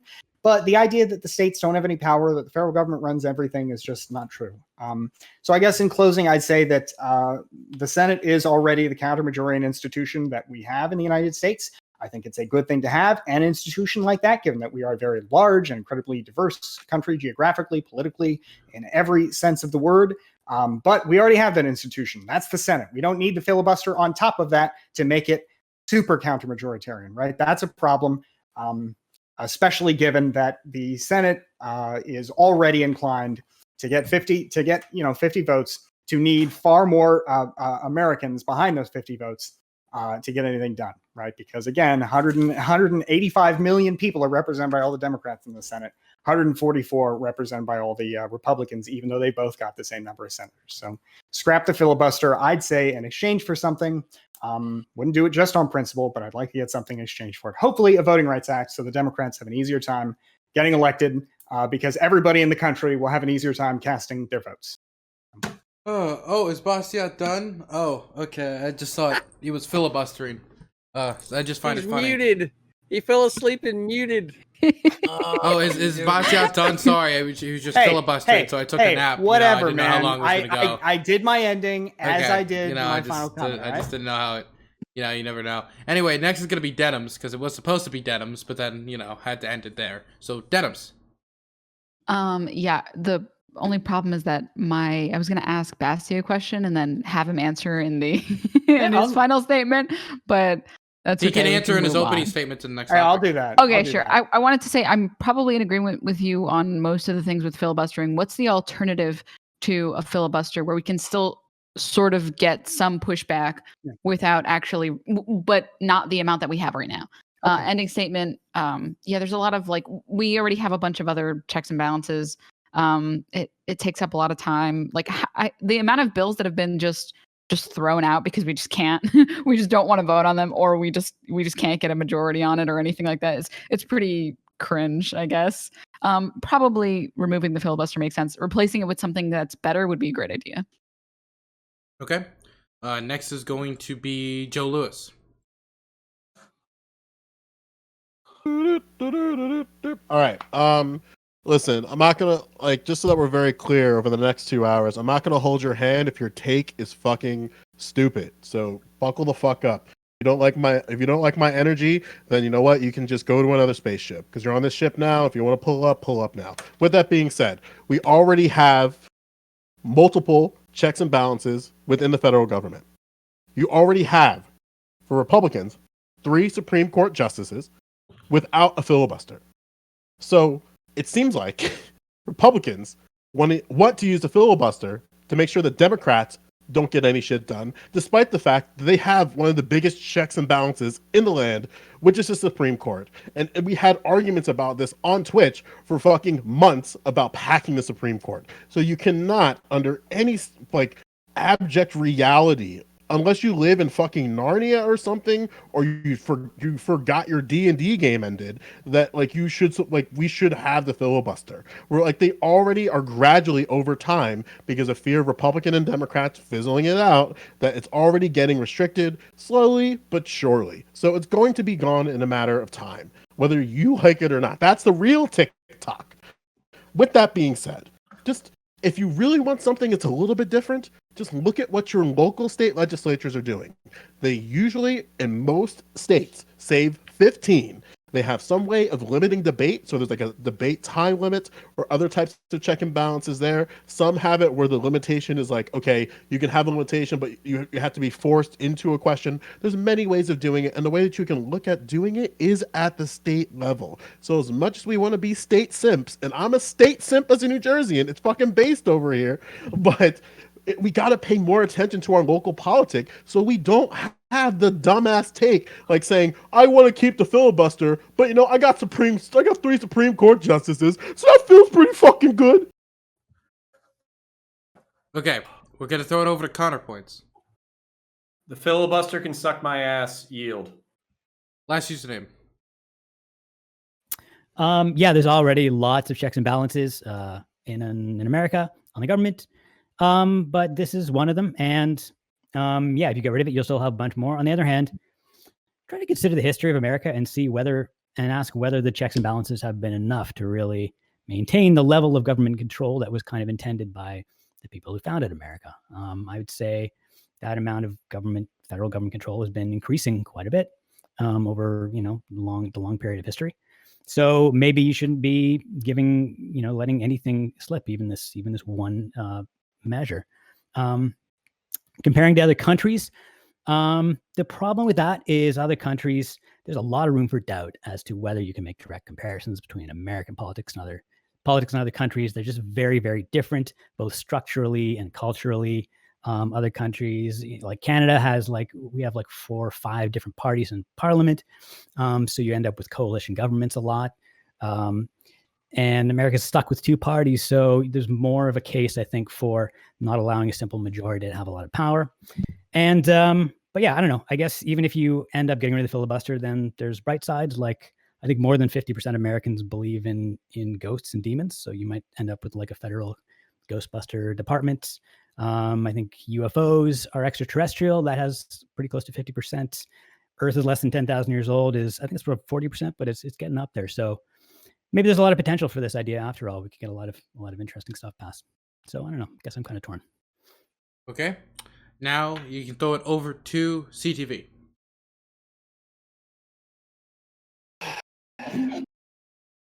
The fact is that our federal government is not as it originally was intended to be. Now that we're at the point where, the world is getting a lot smaller, right? And we have a concentration of power in this nation, right? And that concentration of power is in the Northeast, right?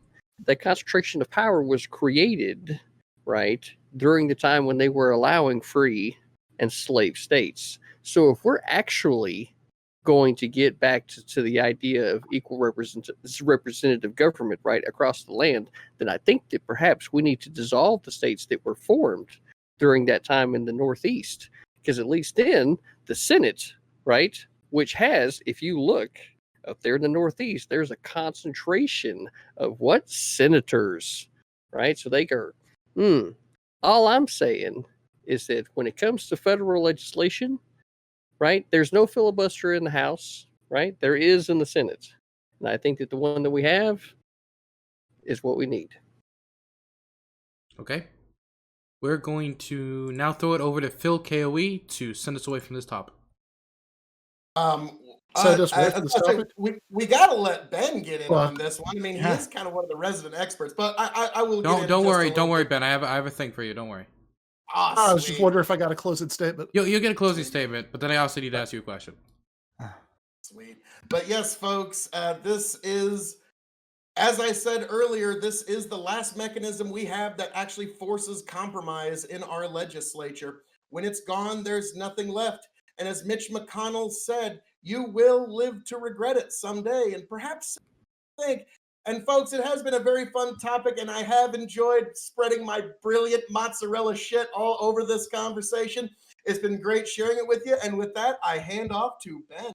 Okay, Ben, before anything else, you're in trouble. You're in a lot of trouble. How dare you not tell me how cheap your book is and not bring that up on the intro of this discussion? Can you tell me a little bit about that? Yeah, the book, the first book, is called "Give Them an Argument: Logic for the Left." You can order that from all the usual places that you order books, although I'd recommend a place called Red Emma's. That's redemmas.org, because it's a worker-owned bookstore in Baltimore. You can order books from online. You can also pre-order the new one there, Canceling Comedians While the World Burns. So yeah, I will take it. On the substance of all of this, the problem that we have in the United States has nothing to do with regions. It's not that there's power concentrated in the Northeast, that people that working class people on the south side of Boston are, exercising some massive power over the rest of the country. The problem is the concentration of power in the hands of the top 1% of the income distribution, and the filibuster exists to protect that power, just as it was originated to protect the power of slavocrats in the antebellum era, and the beneficiaries of Jim Crow in the time in between. It's a obviously hideously anti-democratic institution, and there's absolutely nothing that's been brought up that would be any sort of reason to preserve it. It's all of the claims about volatility are obviously falsified by the experience of state legislatures in foreign countries. None of the disanalogies brought up cast the slightest doubt on that. So obviously it's an abomination, and it should be abolished. It's not a hard question. Okay. Now we're going to go into the next topic. Okay, Ben, I just wanted to make sure to give you an opportunity to plug your book is all. We're going to go into the next topic. Appreciate that. And it's going to be the ultra millionaire tax plan. This thing that was Elizabeth Warren has been pushing for a very long time. Wealth taxes and more direct taxes on wealthy Americans. And of course, there has been a heated debate over whether her idea for this tax plan, this quote-unquote ultra-millionaire tax plan, is good for America and to help deal with the increasing income inequality we see in this country. And so I pose a question to you. Should we have an ultra-millionaire tax plan? And the wider question, should we be taxing the rich more? We're going to start this discussion with KOE Phil. Thank you, sir. Now, it really is quite the discussion of the day. How much are we going to tax people? That seems to always be, are we going to tax the rich more? Are we going to take from here? Are we going to take from there? To me, it's very simple that the tax level that we have now is quite egregious, pretty much under any tax bracket. And the real unfortunate reality that a lot of people don't quite wrap their minds around is our government does not sustain itself on tax revenue. It couldn't sustain itself for even a few days or a few weeks on the tax revenue that it collects across an entire year. It could maybe pay down a little bit of the debt, maybe, but probably not much, mostly just the interest. So the idea that our government isn't going to run properly unless certain millionaires are taxed more just simply is not true. Our petrodollar and the fact that our military backs up our dollar and that no one else can really trade in petrol with anything else but gives it all the value you could ever want. So the idea that we need to tax this millionaire a little more, we need to tax you down here in the bottom tax brackets a little more, isn't going to actually improve the operation of our government in any way. So I've never really heard any argument for the increase of taxes on any one particular individual that didn't really just boil down to jealousy and wanting to tear others down. It's like the idea that the person that smashes the well-crafted statue, the beautiful piece of art, the person that destroys a painting, the person that destroys some beautiful sculpture or some abstract work, imagines that they themselves are somehow as great as the person who actually created it. And that's just really never the case. So, folks, if you think we need to increase taxes to make our government run well, I got some really sad news for you. And with that, I yield back. Okay. Next, I will be throwing it over to CTV. Well, I got some words of wisdom given to me today, so I'm going to read these words of wisdom. This country wasn't founded on utilitarian values. It was based on freedom. Someone having money doesn't take money from you, so you are free to do as you please. This hatred of the rich or worry about income inequality is often stemmed from deeply rooted jealousy by people on the left. They shouldn't be that rich. I should have some of their money, or I could spend it better than they can. These people don't believe in the individual, they believe in the group. From a finance side, you don't want to be taking the money of people who are investing it in new companies and new ventures. The economy is based in major part of small businesses. If people have money to lend to someone to start a business, let them. You have no idea what the economic impact will be if you keep taking away money from people. Also, the top 10% of earners pay 71% of all income taxes. People don't have a clue how much the wealthy are already holding this country together. Okay. Next, I'm going to throw it over to last username. All right. Before you tax wealth, you should understand what wealth is. Realistically, for the kind of people we're talking about, the very rich people, like, say, Jeff Bezos, their personal wealth is almost entirely capital, right? So it's not like mansions and yachts and Lamborghinis and so on.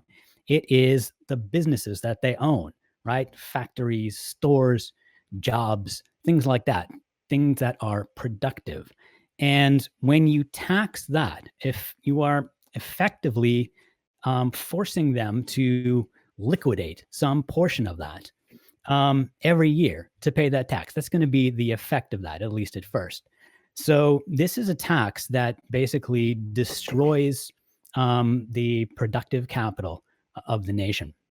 And in the longer term, it will have the effect of simply preventing that capital from being created in the first place. So it's an extremely misguided policy fueled by basically economic illiteracy. It has been tried many times before in other countries with pretty bad results every time. What you pretty much expect to happen is what happens, which you lose a lot of economic growth and capital leaves the country and so on. And of course, as far as capital leaving, there's part of the proposal is to take like 40% of the wealth of people who try to leave. So it's sort of like erect like an economic Berlin Wall around the nation in a sense. And at that point, first of all, that's not really going to help. But it's also kind of a sign of tyranny. Like, your government is has problems when they won't let people leave. So this is a troubling idea, and I just wish people would do a little bit of research, a little bit of thought into how this works before supporting such a ridiculous policy. There's a zillion other things I could complain about this, but I don't have time to do it. So let's get into it. Okay. We're going to now throw it over to CounterPoints. God damn. All right, so we're gonna have a lot of shit to get out into the general. So, Mr. KOE said that every single tax bracket is egregious. I fundamentally fucking disagreed. Like, completely disagreed. Like, Goddamn. Anyways, we'll get into that. There's something called the obliges noblige. It's basically the noble obligation. What it says is that if you are ultra successful inside a society, then you are responsible to that society that enabled your success. No man is an island. And the truth is that we have a fucking social safety net with gaps that are bigger than my fucking asshole. So the fact that we need a social safety tarp, we need something that actually catches people, provides education, provides healthcare, provides fucking you're talking about like productive people. Productive people come from good social institutions. So the fact that we have dog shit social institutions inside the United States of America is fucked up. You're absolutely right that the military backs up the global trade and petrodollar. Do you know what that means? That means that Jeff Bezos unilaterally fucking benefits from our military interventions. Okay, basically ultra wealthy, ultra capitalist, international global corporations that push out domestic fucking industry are the people who benefit from the military. So yes, they should disproportionately fund the military and global trade. I try to push on the right. Just because politicians aren't your friend doesn't mean that your boss is. And this whole fucking like tongue up the ass of every rich person inside the country is so frustrating because I'm so fucking sick of billionaires paying fucking dumb fuck YouTube commenters to make fucking ANCAP arguments on the fucking internet to get working class people to not advocate in their own self-interest. Okay. Deeply rooted jealousy, doubt. People have food insecurity. People have dog shit education. People don't have access to universal pre-K. People don't have access to fucking healthcare. I'm not jealous of fucking rich people. I'm sick of I am disgusted by the fact that most people can't afford to fucking live in this fucking country that we say is the greatest on the planet. And yet we have disproportionate fucking poverty that makes like other developed nations basically laugh in our fucking faces. The top 1% pay, I'll try to wrap it up, I promise. Top 1% pays 71% of taxes is not an indictment of the poor. That is an indictment of the rich. Do you understand that the reason why the top 1% pays 71% of taxes is because they have that much fucking money to tax? Do you understand that? The reason why my tax burden is less than a fraction of a cunt of the federal budget is because most working class people make dog shit. They make peanuts. All right, I am with Destiny's fucking perspective that I don't think that just because you're an owner or a billionaire that you're evil, okay? I don't give a fuck how much money Jeff Bezos makes. I just want a functioning society. So if we look at the things that create a functioning society and then those things are funded, Jeff Bezos can fucking jerk off in a fucking pool of adrenochrome and fucking blood. I don't give a shit. He can do whatever he wants. But I want people to have education. I want them to have healthcare. I want them to have job opportunities. I want them to be able to grow and thrive and love the society that they're in. And we just don't have that right now. We have a Darwinian fucking hellscape. And with that, I yield.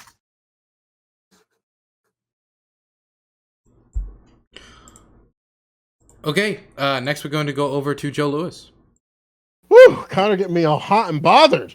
I'm about to whip out the KY, turn the camera off, and make sure I can focus. Jeez. But we got to power through, so I'm going to try. So Democrats seem to feel like we need higher taxes on the rich with more benefits for the poor, while Republicans, it seems like they want less taxes to incentivize taking more of the workers' dollar home so that their families can lead to more growth. What that sounds like, for those of you dumb fucks that don't listen, I'll simplify it for you, right? So in short, it means more government with less personal responsibility, or less government with more personal responsibility. Both of these takes are bad.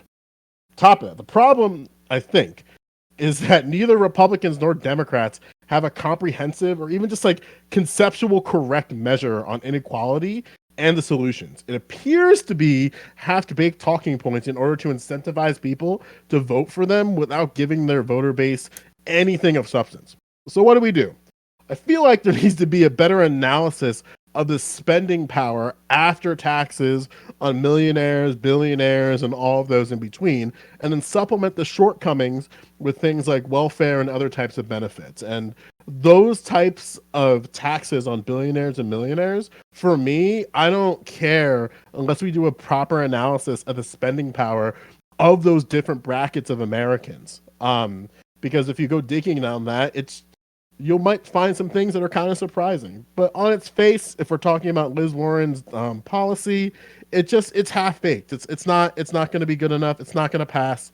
It needs more to it. Like I described earlier, it's just going to give more points for Democrats, and you're going to see all of those like motherfuckers with roses in their Twitter accounts complaining and shit to people that they're never going to see offline, and the Republicans are just going to trash Democrats because look at all these fuckers infighting. It's just glorified self-suck on Democrats. I'm tired of it.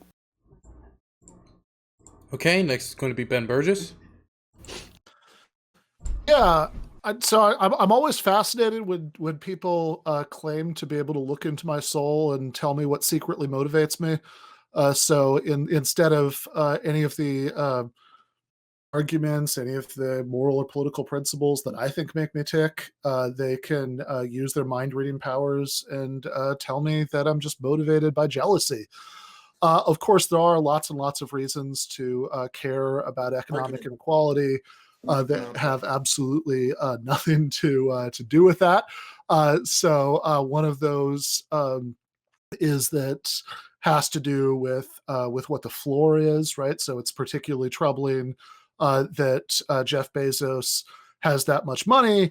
If there are people living in the same society who don't have health insurance, who end up dying because they're diabetics and their GoFundMe's for their insulin aren't quite funded in time. Or for that matter, there are people in the same society who are so economically desperate that they're willing to work in his sweatshop warehouses where they have to pee in bottles because they're afraid to take bathroom breaks because of the constant electronic surveillance to enforce quotas. And so obviously that's a reason to care about economic inequality. Another reason to care about economic inequality is that we care about democracy. And realistically, if some people like Bezos have $200 billion and some people can barely get by, then Bezos is going to have a lot more political influence than the people who can barely get by. A lot of times Americans think they can solve this problem with campaign finance laws. Look around the world, concentrations of wealth always lead to concentrations of political power. So there are lots of reasons that have absolutely nothing to do with jealousy to object to economic inequality, certainly at least the level of economic inequality that we've got right now. I think that if the best thing you could say about somebody's argument, and of course lots of progressives like to play this game, is to make up some unsavory motivation and attribute to them, then that's probably a pretty good sign that you don't have a good response. So because I care a lot about addressing economic inequality, the idea of something like the ultra millionaire tax, which would raise trillions over the course of the next decade and wouldn't raise the taxes of 99.5% of the population a dime, sounds pretty good to me. And I would just end with saying that the utilitarianism thing is kind of a red herring. You can absolutely believe that the basis for what we care about should be individual people's lives and whether individual people have a meaningful amount of control over their lives, and also think that economic redistribution gives them more control over their lives in all sorts of ways that I'm sure we'll get into as the discussion proceeds. Okay. So we're going to now pass. Okay, so we're 20 minutes behind schedule. So who hasn't spoken yet? I know KOE. No, Denims, Bastiat. Okay, so just Denims and Bastiat. I have the thing I was going to respond to Denim's last one too. So okay. So Bastiat first. Okay. All right. So to Denim's question about the filibuster, it seems like there are a couple of things you could do without totally getting rid of the filibuster if you wanted to. One idea that Tom Harkin, a Democrat from Iowa in 2013 had was that each time you have a cloture vote that fails, you reduce the number of votes required to overturn the filibuster by a few votes. So it would give people, it would still preserve that. I think under that metric, you'd be able to slow down a bill by a week or two. So that might be one way, to give the minority a right, if not ultimately to succeed, to maybe drive a public debate. So that might be one thing you could do. I don't really, again, I don't really see the merit of keeping the filibuster, but if you wanted to have some kind of compromise, that might be a way to do it, while nevertheless ensuring that eventually the filibuster is, it's voted down. So that might be one thing you could do. That seemed like an interesting proposal. Again, I'd rather get rid of the filibuster, but I know you mentioned slowing it down. Also, I have to say, to your point, CTV, about the northeastern states or scrapping them, like the most pro-federal power thing you could do would be to literally dissolve an existing state. So if you believe in states' rights, then naturally you don't believe that states should be you mentioned dissolved. earlier about like a solution, right? So there's a possible because. And to get away from the slave history. Let me just finish my point here. Wait. I know we're going kind of. Yeah, we're not supposed to go off track, CTV. So basically, I mean, states have the power, I guess, to dissolve themselves into different forms if Congress agrees. I think maybe there should be a way to make that easier so people can form their own states while still staying in the union, but that's neither here nor there. All right. So as to the wealth tax, I don't think the wealth tax is typically animated by jealousy. But it does seem to me to be a solution to a problem that seems to have better solutions. One, I do agree that the point last username made is pretty salient. The idea that basically if you decide to leave the United States in response to this tax, you have to fork over 40 to 50% of your wealth. I feel like that's a really punitive and kind of a spooky idea, especially considering that, the wealth tax, I imagine, would not stay a tax on super billionaires the same way that the income tax started small and was geared toward the rich and didn't stay that way. But beyond that, I have to say I don't really know why you would use a wealth tax to raise money here instead of just either increasing income taxes on the rich, increasing corporate taxes, increasing capital gains taxes. I mean, if your goal is to raise money to solve political or to fund political programs, then it seems like that's what you would want to do, especially since there is zero constitutional argument on those taxes, and there is at least some on the wealth tax, which, while it may be incorrect, would probably lead to a challenge in the Supreme Court, which is still currently, 6-3 conservative. So I don't really understand that. I know Ben mentioned one of the reasons that you'd want to have a wealth tax is to undermine concentrations of political power. I feel like, while I get that point, I feel like a tax, like the purpose of taxation, I think should be, at least personally, I think it should be something other than just to change political power. I wouldn't like the idea of setting a precedent to have a tax purely for the purpose of reducing or changing somebody's political power. If we want to fund a program, and if the wealth tax is the only way to fund a program, then I'm open to discussing it. But it doesn't seem necessary, given that few other countries do it. And it doesn't seem necessary considering we could raise other taxes. Indeed, our tax burden right now and in the United States, it seems like taxes have been relatively flat.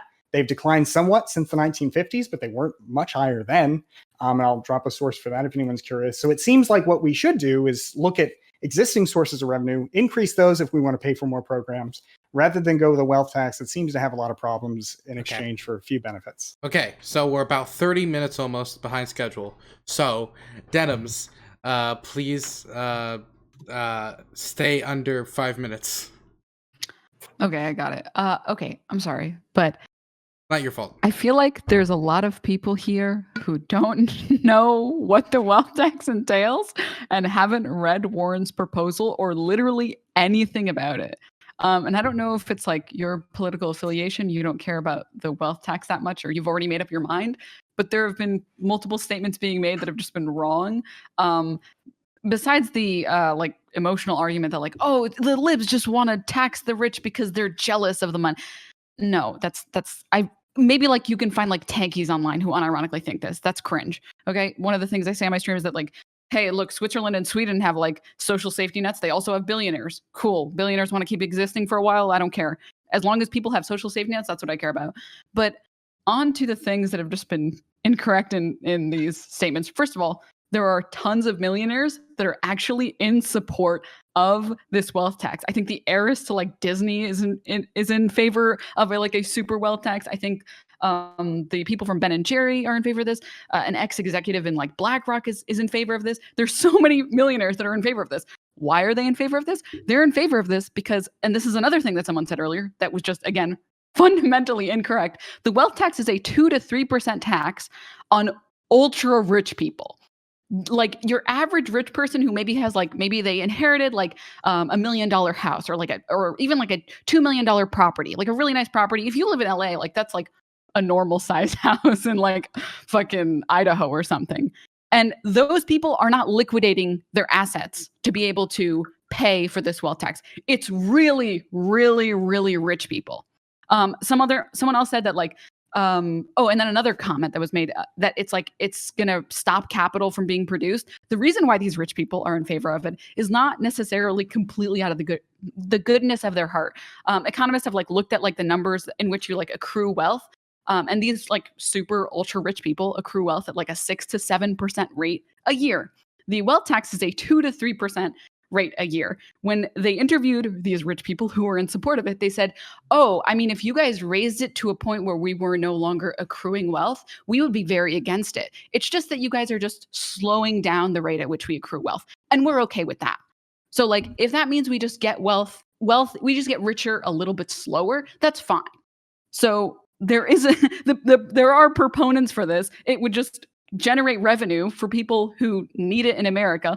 Also, another comment, this is like a weird conservative talking point that like, well, the libs want to do all this stuff, but how are they going to fund it? And then when we find a reason to fund it or a way to fund it, it's like, well, you can't tax those people. Also, the rich have been getting taxed significantly less over the past like 40 years. I think they used to be actually like the highest tax bracket, and now they're getting taxed as much as like anyone in here is, or like someone making like 80K or 100K or 200K or something. Someone that's like middle class is getting taxed just as much as someone who's super fucking rich, which shouldn't be the case. And we've had better social safety nets when that wasn't the case. This is also like, it's just like a weird hill to die on for absolutely no reason when it just benefits people. And there are millionaires and super billionaires that are in favor of it. Tried to keep that under 5 minutes. Okay, so we will not have outros for this topic. We just don't have the time. So I'm just telling you all that now. So say what you got to say, get it in, well, you can't. We're 30 minutes behind schedule, so we got to cut something out. Okay? So, you have open debate. You may begin. I know, Ben, you were raising your hand, so you can actually take it right off the bat. Sure. I was just going to say one reason to answer Bastiat's question, one reason to go with a wealth tax instead of other ways of raising revenue is that the point isn't exclusively to raise revenue. The point of wealth taxes is often to stop extreme concentrations of wealth, because in the same way that you might raise taxes on smoking, on cigarettes, not just to raise revenue, but also to discourage smoking. And there are all sorts of reasons why you might want to discourage extreme concentrations of wealth, like and even not just from some like crazy socialist perspective that I might have, but even from like a much more mainstream liberal kind of perspective, you might still worry about things like the corrosive effect on democracy of having concentrations of wealth that extreme. Why does that corrode democracy? Oh my God. Because wildly unequal distribution of wealth leads to wildly unequal distribution of influence on the political process, and realistically, that's inevitable. There's nothing, there's no amount of campaign finance reform or anything like that that is going to make it the case that if you and I call our senator, we'd be lucky to speak to an intern, and if Jeff Bezos calls the senator's office, he will get to speak to the senator himself. And so you think it's worth destroying, not letting that wealth be created, just so it can't be used to. I think Denims addressed that. The idea that wealth can't be created in some way that's going to have like melt down the economy or something is not a realistic one. Growth of like 6 to 7% is pretty good for a business. If you lop 2 to 3% off that, that's a massive slowdown of growth. Right. But I think it's only applies to the portion of that growth that's owned by people who this tax applies to, but that's going to be a pretty big chunk of the growth. So you're looking at a significant slowdown in economic growth there. Harder for the but the problem here is that like you can both hold on Phil. Like you can both be kind of right at this at the same time, right? Where like, so let's just like get this like business stuff out of the way for a second. Like something that I brought up, which is one of my concerns, is that when you look at the curve when it comes to buying power, and what I mean by buying power, like people's share of like lifetime spending within the economy for people aged 40 to like 49, it's a decent curve. But when you get to the top 5% and top 1%, the amount of lifetime spending for those individuals drops. So something that I'm concerned about, and maybe Ben and I can have a little fight about this, is that I want to see a situation where if we are going to have millionaires and billionaires, that they are participating in the economy in ways that increases their lifetime spending. You know what I mean? And because right now it seems like they don't, like, once you occur a certain level of wealth, you don't participate in consumerism anymore. At least what it seems like. Hold on. What are they spending that money on if I not think the consumption? opposite's going to be true here. Probably investment, right? I mean, Yeah, not sure I'll source my concern. Yeah, I can source my concern. I guess I just want to say one thing. If we're talking about this wealth tax, I feel like it is an important point to make that it seems like the argument then is not really we need this to fund programs, because this tax seems a little uniquely difficult to get through compared to an increase in an existing tax. And if we're talking about trying to raise revenue to, have more social programs, achieve more objectives and all that, I mean, I think that's an important consideration, because if we're saying that the point of this tax is to achieve a social objective rather than a fiscal objective, I think that's a point worth discussing. And it sounds like it's primarily social in purpose rather than fiscal. Yeah, maybe. Like, again, my opening argument. Yeah, I don't know, like, because that's why I think this conversation might get a little weird, is because I want to see more people participating in the economy, whether you have $1 or $1 billion. But it seems to be, when I was doing my research on this topic, that there's a level of wealth that you occur that you just stop participating, and you participate in other means like building, like, but what do you mean by not? Yeah, they're spending that money on. You're participating. Okay, let me make it a bit more. Let me make it a bit more clear. Your participation is when you have $0. Your participation in the economy shifts away from consumerism, and what we but why is What's investment this? I'm gonna try to articulate last username's point a little bit faster. What is the problem? Because this is my problem, is like the vilification of the rich necessarily, like being rich is just inherently negative.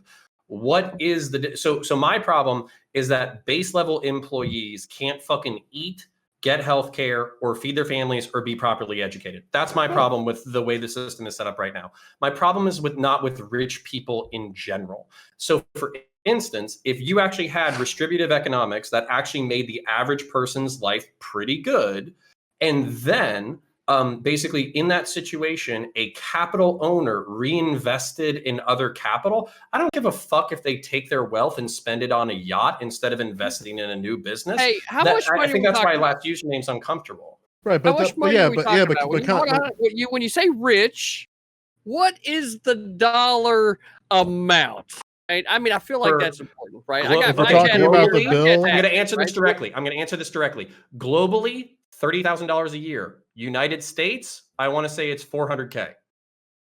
So real quick, Connor. So that I'm okay with people participating in different ways, and I'm also in support of things like the tax as described from Representative Warren, or Senator Warren, excuse me, or former, I don't fucking know. My point here is that I want to make sure that we analyze, like, okay, if we have this type of tax, I want to see analysis of where this money is going, and if it's creating the outcomes that are filtering down to the people who need it. And if that isn't happening, creating better social programs to lift those people up so they can have better spending power and participation in the economy. And that's like just one thing that I want. And it seems to be what happens is like we get something like this, what they call like the UMT, but then it's like, okay, how, like, where's the analytical part of this bill that needs to exist, where we can analyze, like, okay, if we have this tax and none of this money is making it to the areas that we wanted to sort of target indirectly, then what are we doing here, you know? Well, I mean, this money's going to go to the government, and it's going to come away from, like I said, almost entirely productive capital, right? We don't know that because there's nothing in the bill currently that's allowing for some type of analysis of the expenditures. Well, we can analyze that. We know what the bill says. We can analyze, like. Well, it's not. But it's literally a couple bullet points currently. But yeah. Yes, but we can analyze. We can look at how the economy is structured, where that wealth is allocated, and see what's going to happen. Right. We can. Yeah, I agree. It's worth $185 billion. Yeah. His wealth but tax again, would be something like $5.7 billion a year. But his again, income is probably a tiny, tiny sliver of 185 billion. Yeah, So but my point is, That we money is gotta gonna write come the from shit down. We liquidating. got to write the shit down in the bills. We can't just expect the government Well, to I do can't this do sort that. of self-audit and analysis of these things. We can't expect that from them. We can't even expect them to get fucking police reform or even doing self the like. analysis now. So, Okay. so my point here is that it needs to exist in the bill. This analysis over time needs to exist and has to be included in whatever legislation that exists. If that doesn't exist, they're not going to do it. Okay, So so $400,000 a year is super rich. that's what Connor said. I want to throw it over to Phil because Phil was raising his hand, and then after that we're going to go to Connor. So Connor can probably then respond to CTV. He was thinking about the 400,000. Okay, Phil. Do not worry, folks. I promise to use my psychic powers for good, not evil. I haven't been steered wrong yet, but no, I actually didn't have to use any psychic powers. I was just analyzing the arguments that were given to me throughout time, and it always comes down to some sort of social reason, and it's never really that we need the funding of the government. And so, no, I didn't need to use any psychic powers there, Ben. And Ben, I'm sorry, I've been giving you a hard time, folks. Give them an argument. It's $16.99 on Amazon. Go check it out. You know it's the right thing to do. But beyond that, one of the reasons why the wealthy would be supporting this tax is twofold. It prevents other people from, it makes it that much harder for other people to become wealthy, and who likes competition? The minute you get something good going, some young moron comes along and messes your whole good thing up. That's the actual free market at work. The other reason is because a simple little word called trust. Trust. It's something that those who are already wealthy use to shield themselves from taxes. So they're not going to feel the full brunt of this tax that you're trying to inflict. But people who are trying to become wealthy will feel the full brunt of this tax. And also, in regards to this was an argument from a little while ago, but in regards to people who benefit from the petrodollar, every single person with $1 in your pocket benefits from disproportionate benefits of the petrodollar. That's just the way the world works. And with that, I yield back, folks. Can I just make a quick comment before Connor speaks? I want to say that, like, first of all, for the people who didn't read it, even the article, it's a tax on people who have $50 million or more. If you have $50 million or more and you think that, like, oh, the government's trying to stifle me to keep me from being rich, you're already rich at $50 million. It's not our place to say, though. It's not really any of our place to say when is enough for any one individual. Oh, it is. Well, no, it definitely is. When to say listen, when the Walmart family, when the Walmart family gets to make more than millions and billions of dollars, and their workers, the people who make the wealth for them, have to go to food banks, even though they're working full time, when they have to apply for their social programs in their area because they literally can't afford healthcare for themselves. Like, they're like, the idea that, like, well, what is it? Is it really our job to decide? This tax is going to because destroy they their can't. jobs. That's what It's this not tax going is to destroy targeting. their jobs. We It's can't not. The prove tax that. is We not a can't prove that, 'cause The it's a tax Walmart is not family. on a It's not gonna company. It's not going to have any fewer yachts or beluga caviar. The tax is All this not on money is any gonna come from companies. The liquidating tax the is on capital, a the Walmart no. stores and the jobs that come with it. Yes. You The can't- tax is okay, not on a okay, company. The tax make is a on a dumb claim like person. that. Okay, because there's no okay. analysis on Let's it let's yet. stop this for a second. Let's stop this for a second, okay? Okay. So this was supposed to go to Connor, and I do want to get it to Connor, but I would just want to know: is there anybody that directly wanted to respond to what KOE said? No. Okay. No. Well Yeah, then I mean, I couldn't really hear what he was saying, except for I heard something about give them an argument, and I liked that. But I but he overall, proceeded. Phil, would you like to repeat what you said? You know, I think I would. By Ben Burgis, Give Them an Argument. It's $16.99 on Amazon. You know it's the right thing to do. Every minute you don't read this book, you're basically leaving intellectual money on the table, folks. Come on, you know it's the right thing to do. Give them an argument. Ben Burgis. I need to read a book. No, wait, Phil, that's not what I was asking. I was asking about the point you made. I mean, if you need Afterwards, something to about help the 40 level the million. table too. I mean, About the $50 what's good for million that? dollars. No, I think that was brilliant enough. No, I'll yield back. Okay, then on to Connor then. Okay. And Bastiat, you can put. He's been waiting long enough. Sorry. Fiscal policy can be incredibly targeted, and basically what's going on. This is actually my supreme frustration because I basically know everybody here is a consumer of the galaxy brain, Ben Shapiro's fucking arguments. So what happens is fucking billionaires pay Ben Shapiro to come out and hide behind small business owners in order to spread anarcho-capitalist rhetoric to working class and middle class people, because we're all aspiring rich people. Okay, I hope that I fucking get on to fucking YouTube. Everybody subscribes to my channel. They join my Patreon. I'm gonna create a Patreon cooperative co-op and rub it in lefties' faces, and we're all gonna get rich off of it. Okay, but at the same time, the chances of that actually happening is incredibly small.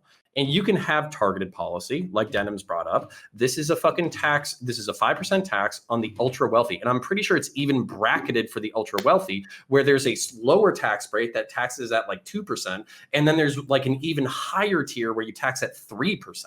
So you could actually have, so for instance, because I took business, you can basically write off all of your business expenses, number one, against your taxes. Number two, you could basically reduce the tax burden for companies that have less than 1,000 employees, less than $10 million in revenue, less than $50 million in revenue. You could basically make it so you're going after the super corporations that have monopolized and beat out all the fucking small businesses, and then actually make the government interference for small businesses less. It's interesting that you mentioned that there would be less Walmart jobs created. Yeah, I'm specifically going after Walmart jobs. You know why? Because getting paid 10 to 12 bucks an hour with no fucking healthcare and no fucking ability to send your kid to quality fucking education basically guarantees that your child is going to end up in a similar job. So basically what happens is you have a perpetual underclass that is going to die without healthcare, die without retirement. They're going to be working in their 60s and 70s as greeters at Walmart. You know how I know this? Because I see it now. I see people who can't retire. I see people in their 60s and 70s who I deal with people in their 60s and 70s who call me asking me for money so they can survive. And I have to say no, and they have to figure it out. So no, it's not working the way that it's supposed to right now. And this is the final thing that I'll say before I fucking yield. This is what's really frustrating about dealing with anarcho-capitalists and fucking hyper-libertarians. Just because a private contract is negotiated doesn't mean it's good. To go back to the fucking coconut analogy, okay? If Bastiat and I are on a fucking island and he steals all the goddamn coconuts and he asks me to suck his dick, just because I agree to it so I can get some fucking coconut pulp and some fucking water doesn't mean that it was a good deal. Okay, so no, if you have to survive, if you have to get by, a privately negotiated fucking contract does not make it morally good. And with that, I'll yield. Next is Louise. Is this guy your fourth member of the right on this panel? I mean, holy moly! Look, you guys can moralize all you want. All right, you can get on your high horse and talk about how everybody's suffering. And you know what? You're right, because this is a pretty difficult time in American history. But I said right at the start that if we want to talk about improving people's lives, if we want to talk about funding government programs and making it so that people can afford healthcare, paying for government healthcare, redistributing wealth, then you can go with taxes that are already clearly and thoroughly constitutional. So rather than talking about how the wealth tax is not a big deal or whatever, at the end of the day, we can raise the corporate tax. We could raise the capital gains tax. We could raise existing taxes. And instead, we're talking about a wealth tax that we're saying has some sort of social purpose instead beyond paying for these programs, right? I am down to pay for these programs. I am down for discussions about the prospect of increasing certain taxes, right? But what we're talking about here is a tax that is not designed primarily with that purpose in mind. The purpose that has been espoused here for the wealth tax that makes it different is the idea of addressing these large fortunes, right? So if you want to say, look, we need to do something about people's healthcare programs. Hey, okay, yeah, I'm down for that, and I think we should. And it seems like, especially given that we've got a 6-3 Supreme Court majority on the side of conservatives, if you want to talk about the best way to pay for more government programs, hey, okay, yeah, let's do that with raising existing tax rates. But this wealth tax, it doesn't make sense in that respect, because we know that just because Elizabeth Warren has put forth a plausible legal argument doesn't mean it'll clear the Constitution's bar against the kind of taxation that the wealth tax is, because the term direct tax has a specific meaning in the Constitution. It's a tax on property by reason of its ownership, and that makes the idea of having a tax on wealth as opposed to incomes constitutionally difficult. Maybe it's possible, right? But it would still have to get through the conservative-dominated Supreme Court, and I don't see why we would go for that rather than raising the existing taxes for the purpose of paying for all these programs that it seems like we all, or at least I guess most of us agree, are a good thing. As far as the anarcho-capitalist argument and Ben Shapiro, look, if there's a way to get these folks to sponsor a YouTube channel, I'm all for it. I'm down. Okay. Put me in touch. Give me a moment. The order is going to be Denims, Ben, and I see Connor's raising their hand again. Is there anybody else who wants to throw them? Oh, okay, we'll just go in that order. Denims, Ben. I just want to say something for 2 seconds. I'll write you guys' name. Yep. Yeah, Bastiat, I don't think I disagreed with anything you said. So, yeah. It's 4 seconds. Double what you Sorry. said. Denims. I'm sorry. Okay, so genuine curiosity, like a genuine question, what specifically makes it unconstitutional? But I want to finish my statement first. In comparison to like, so you were talking about direct taxes. Yeah. Aren't property taxes a form of direct taxation? Well, what makes that constitutional and then the other one not constitutional? And then one other thing before you answer the question. Yeah. Again, this is my problem with the article and that people haven't read. Within Warren's plan, she's talked about using this money to directly fund a jubilee for student loans to remove the student loan problem and then pay for the funding so people can go to higher education, so they can get into higher jobs, so they can make more money. So it's literally distributing wealth from people who have more than enough money, who are saying, please tax us, and sending it over to people so that they can be able to make more money themselves. Yeah.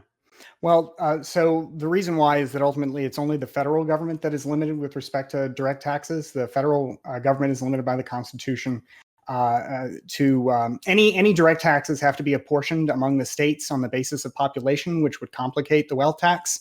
The idea that we would tax, everybody across the country and then redistribute kind of as we see fit would be difficult if indeed the Supreme Court were to conclude that the wealth tax is a direct tax. So that's one thing. The other point you made about wealthy people wanting to be taxed and crying out for taxation, I don't deny that doing what you've described, taxing more and redistributing more of it would be a good thing. But we could do that by just raising the corporate tax or raising individual income taxes or any of the existing federal taxes. And what I don't understand is why we would do that or why we would do this instead of that when that has no constitutional challenge at all. I think the bigger question is why not? Can I reinforce Bastiat's point? I need to actually tear Bastiat's point completely apart. Well, give me a moment. Ben, you were next. Would you like to see CCTV go? Or would you like to take this? Constitutional. It's not. Sure. Go to the 21st Amendment. Give me a moment. Section 2, Clause 3, motherfucker. Section 2, Clause 3. That's not to say that it's a clear thing either way. Right. Section 2, Clause 3. Okay. Joe. I can read it for you. What are you talking about? Section 2, Clause 3. The 21st Amendment says Okay, both of you are muted. Okay. Joe, and then Bastiat's still going. Okay. Hold on. Okay. Ben, who is the person I was referring to, who is next on the list, would you like to wave and wait, or would you like to go now? So Joe wanted to respond to something directly that was just said. Oh, no, CTV wanted to respond to Bastiat. Okay. Well, I don't think it's so real quick before CTV responds to Bastiat. I just wanted to say that there are the two very different issues here that were asked originally at the beginning are supporting the wealth tax and supporting increased taxes on the wealthy in general. It sounds like Bastiat supports the second thing, just not necessarily the first thing. Right. At least some of his reasons for not supporting the first thing seem to be not about wealth taxes being bad in principle, but about like the pragmatics of doing it right now, even if hypothetically we had a majority that actually that would actually vote for such a thing right now.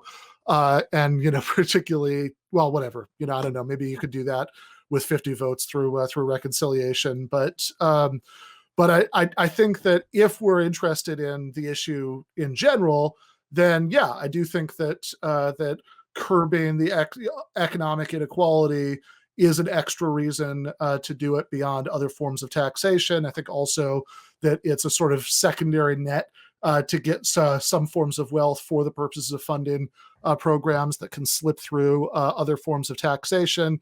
Both of those seem like somewhat reasonable reasons to do it to me. I'd also point out, in terms of the allegedly catastrophic effects on wealth creation, that, again, this is a place where I think comparisons to other countries are extremely useful, right? So, Sweden, for example, had a wealth tax for 100 years, while it was economically, growing to be one of the most prosperous countries in the world. So I think that the sort of utilitarian objection to it, you're going to kill the geese that lay the golden eggs objection, is hard to hold up in light of the real world evidence. Okay. Dylan, can I clarify a couple of things? Yeah, Bastiat. Yeah. Real quick. Yeah. So just to be clear, I started by my start was to say I don't understand why we do this in favor of other simpler things we could do. I do think that the tax is bad for other reasons, and I also do agree with the idea of raising some taxes on wealthy individuals. I just don't agree with raising this particular one on wealthy individuals. I also, to CTV's point, I'm not saying that a wealth tax I'm not saying like I'm the expert that says this is unconstitutional. I'm saying this is the only tax among the ones that I've named here tonight that has some constitutional question around it, right? So that if you raised your corporate tax, you doubled or tripled it, whatever, that might be bad policy. It might be good policy, but there's not really any like legal challenge to that in the way that there would be with the wealth tax for the reasons I stated. So I'm not saying that I'm not saying it's 100% like unconstitutional. I'm saying there would be a challenge, and that probably the conservative court would be skeptical of it. So. CTV? Well, the 21st Amendment is quite clear that there is no challenge at all. And this is one of the scary things when it comes to our relationship as individuals with the federal government, right? What it says is that the Congress shall have power to lay and collect taxes on incomes from whatever source derived without apportionment among the several states, counter to what you said earlier, right? And without regard to any census or enumeration. You're talking about the income tax amendment, dude. That was for the income tax. Lay and collect taxes on income from whatever source derived. Okay, There's reality that they want to fucking do it. They can. Now, I understand your objection, right? Because government subsidies ultimately. No, my objection is that my brain is melting out of my ears right now because whatever you think of the wealth tax, income is different from the taxation of existing wealth. All right. Taxation of wealth, all right, is the taxation of something that already is here in your hands. Taxation of income is taxation of money as it comes to you, right? I think that to say that, the income tax amendment just means you can do the wealth tax. No, that is not. I mean, maybe a court would view it that way, but for you to, say slam dunk, like it's solved one way or another, no, that amendment was for a unique tax. Okay. But the reality is if these four words still have the meaning that I think that they do, from whatever source derived is from whatever source derived, right? It doesn't matter where it is. It doesn't matter what they can fucking do it, right? So, but to bring us back to like what you're ultimately talking about is government subsidies, taxes, and then like I feel like that there's a large part of where that actually pulls money out of communities where the communities can't come together on projects. Like back in the early times here in the country, there were a lot of communities brought together a lot by churches, right? So churches came together, they helped build communities, and there was a lot of that going around the country. And it seems like there's been a pull away from that for a few different reasons. But the fact is that churches were one of the things that help bring communities together, right? And then whenever you start increasing the taxes, right? Because our entire way of thinking here was more about communities being able to work together inside them of individuals, right? And then the levels of government would be able to help to a point, but ultimately communities are responsible unto themselves.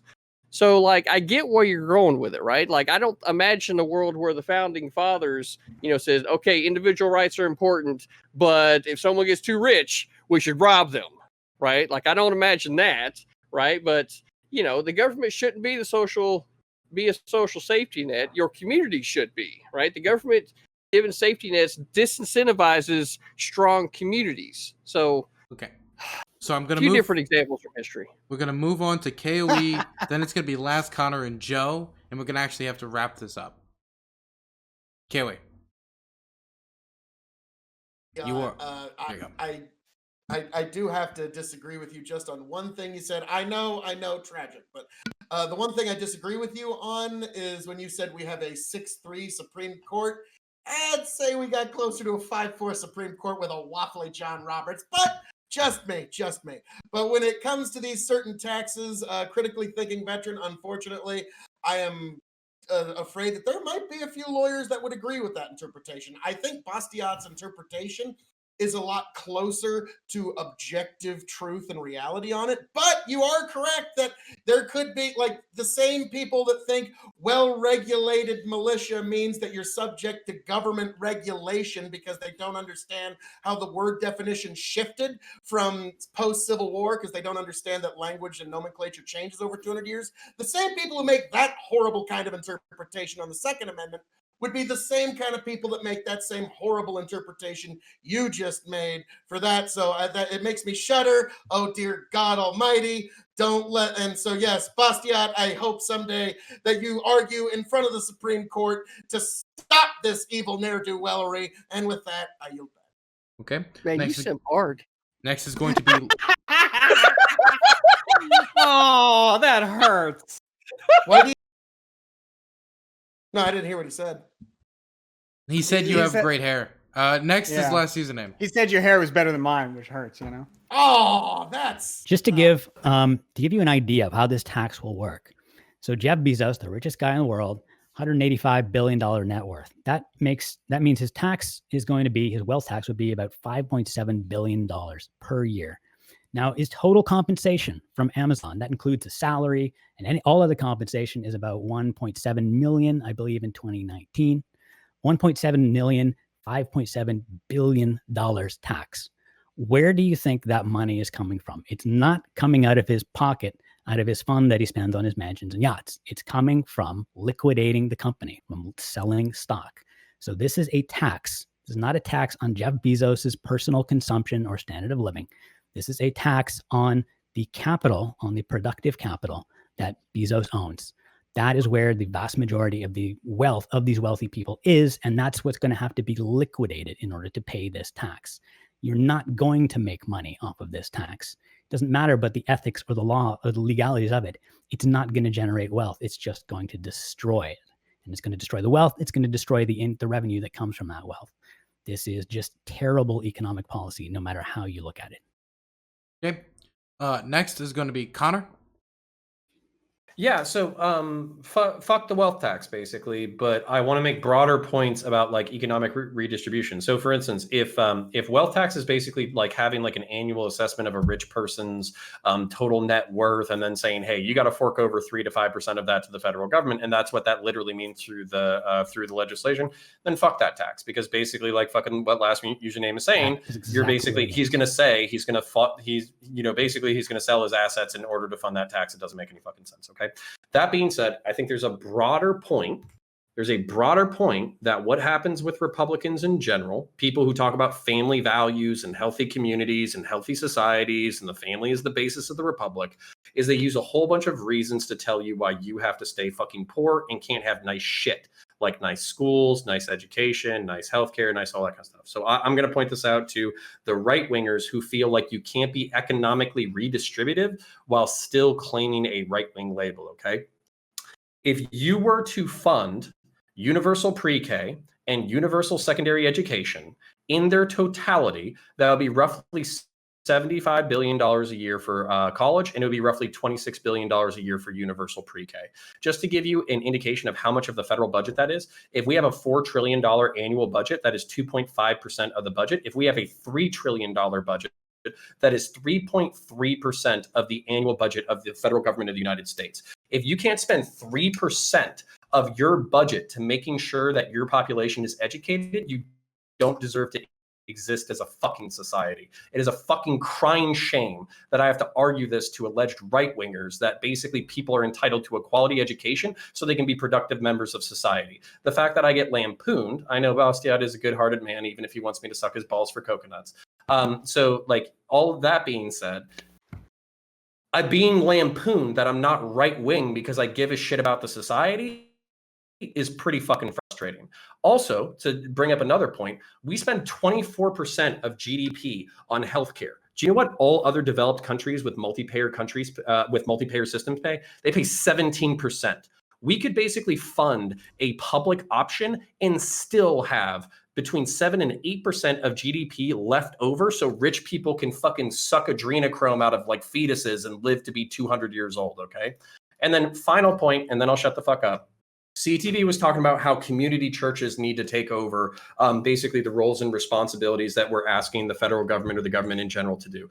You know what happened in the 1980s? Christians inside the United States fell in love with, I'm almost done. Christians inside the United States. Making sure that's known. Okay.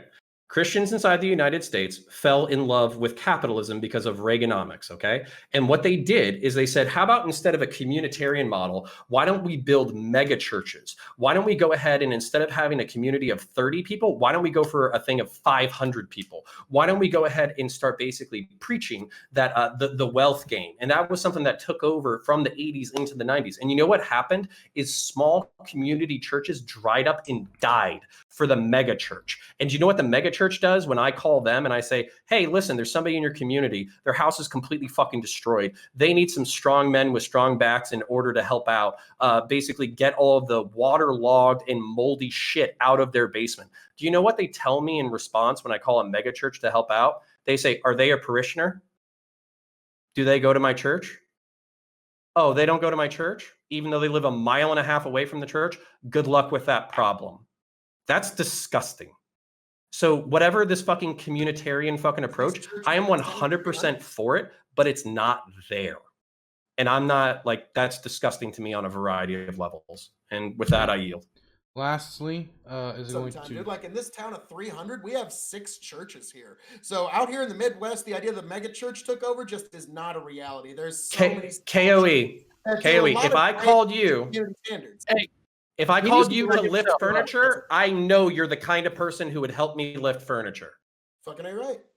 We're going to throw it over to Joe. And I want to say, for anybody who doesn't like a statement that was said about something they believe or something like that, during the intros to the next topic, if you make it extremely quick, I'm talking 10 to 20 seconds, you can bring up like a response to this topic here. Just wanted to put that out there. Joe Lewis will be moving us out of this one as we move into the last topic of the night, which you guys will actually get a choice on what we get to cover.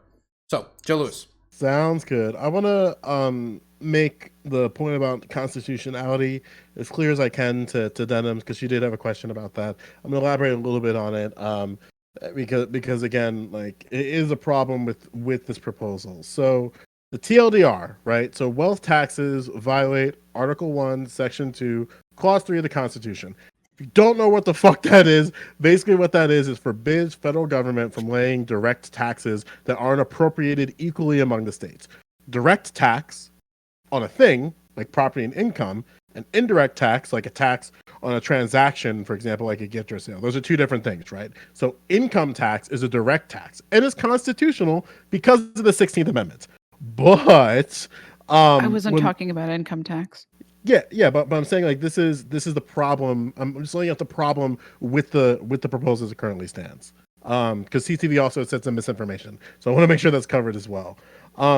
So because of the 16th Amendment and a direct tax income being a direct tax, right?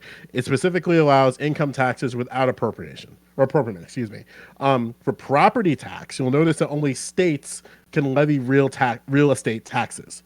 In almost every case, the federal government can't tax real estate or any other form of a wealth transaction. Now, I want to be clear about something, because Warren did find a couple of law professors who can back her claim that the wealth tax is a constitutional muster, but she's going to get challenged. And I don't know if, like, it's going to be very challenging for her, considering the power the Supreme Court currently has. So it is something of a concern as it is directly, because like as usually brought up, like the idea of liquidation of assets, right? So while that could happen, we might see the adverse reaction of a bunch of billionaires suing, like whether it be Liz Warren or the United States government, and then appealing all the way to the Supreme Court, then the Supreme Court just deciding it from there, which we don't want to see happen, right? Because the Supreme Court, when they're given stuff like this, an example that comes to mind is Shelby v. Holder, they tend to betray us in really poor ways. Sure, yeah. I mean, I think the conversation on whether or not it's something that can be just a 2-second statement, and then I'll move on. Okay. Whether or not it's something that'll be passed is, I think, a different argument on like whether or not it should be passed. And I'm discussing whether or not it's even something that should be, rather Right. than whether or not it can be, Right, or right. if it'll even pass at all. I don't think it's going to pass. No one's going to vote in favor of it. But Yeah, and I'm still confused at how like reading the 21st Amendment is somehow putting out misinformation. But you fucking know, I don't See, know. Now Maybe we've opened No, the but door, see, Denims. I- Look what you've done.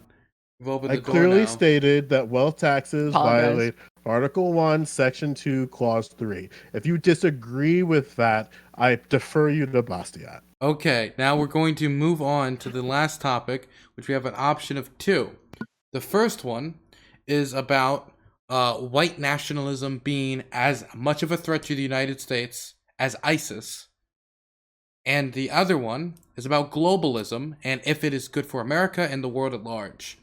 Which one, just open to the panel, which one would you rather pick? I was expecting to earn my chud Globalism. credentials tonight with the terrorism discussion. Yeah, we got some cops on this panel, so I'm gonna talk about some black people, baby. You feel me? As much as I enjoy globalism, as I think a well-qualified globalist shall, I will defer to anybody who wants to do the terrorism one instead. I prefer Okay. the globalism one. yeah, I'm with globalism. Ooh. All right, so we're So three we to got- terrorism here. 3-3. So, Ben? Ben, it's Ben down to Burgess, you. what do you You're want the to talk swing about? state. You're the swing state here. Talk about terrorism.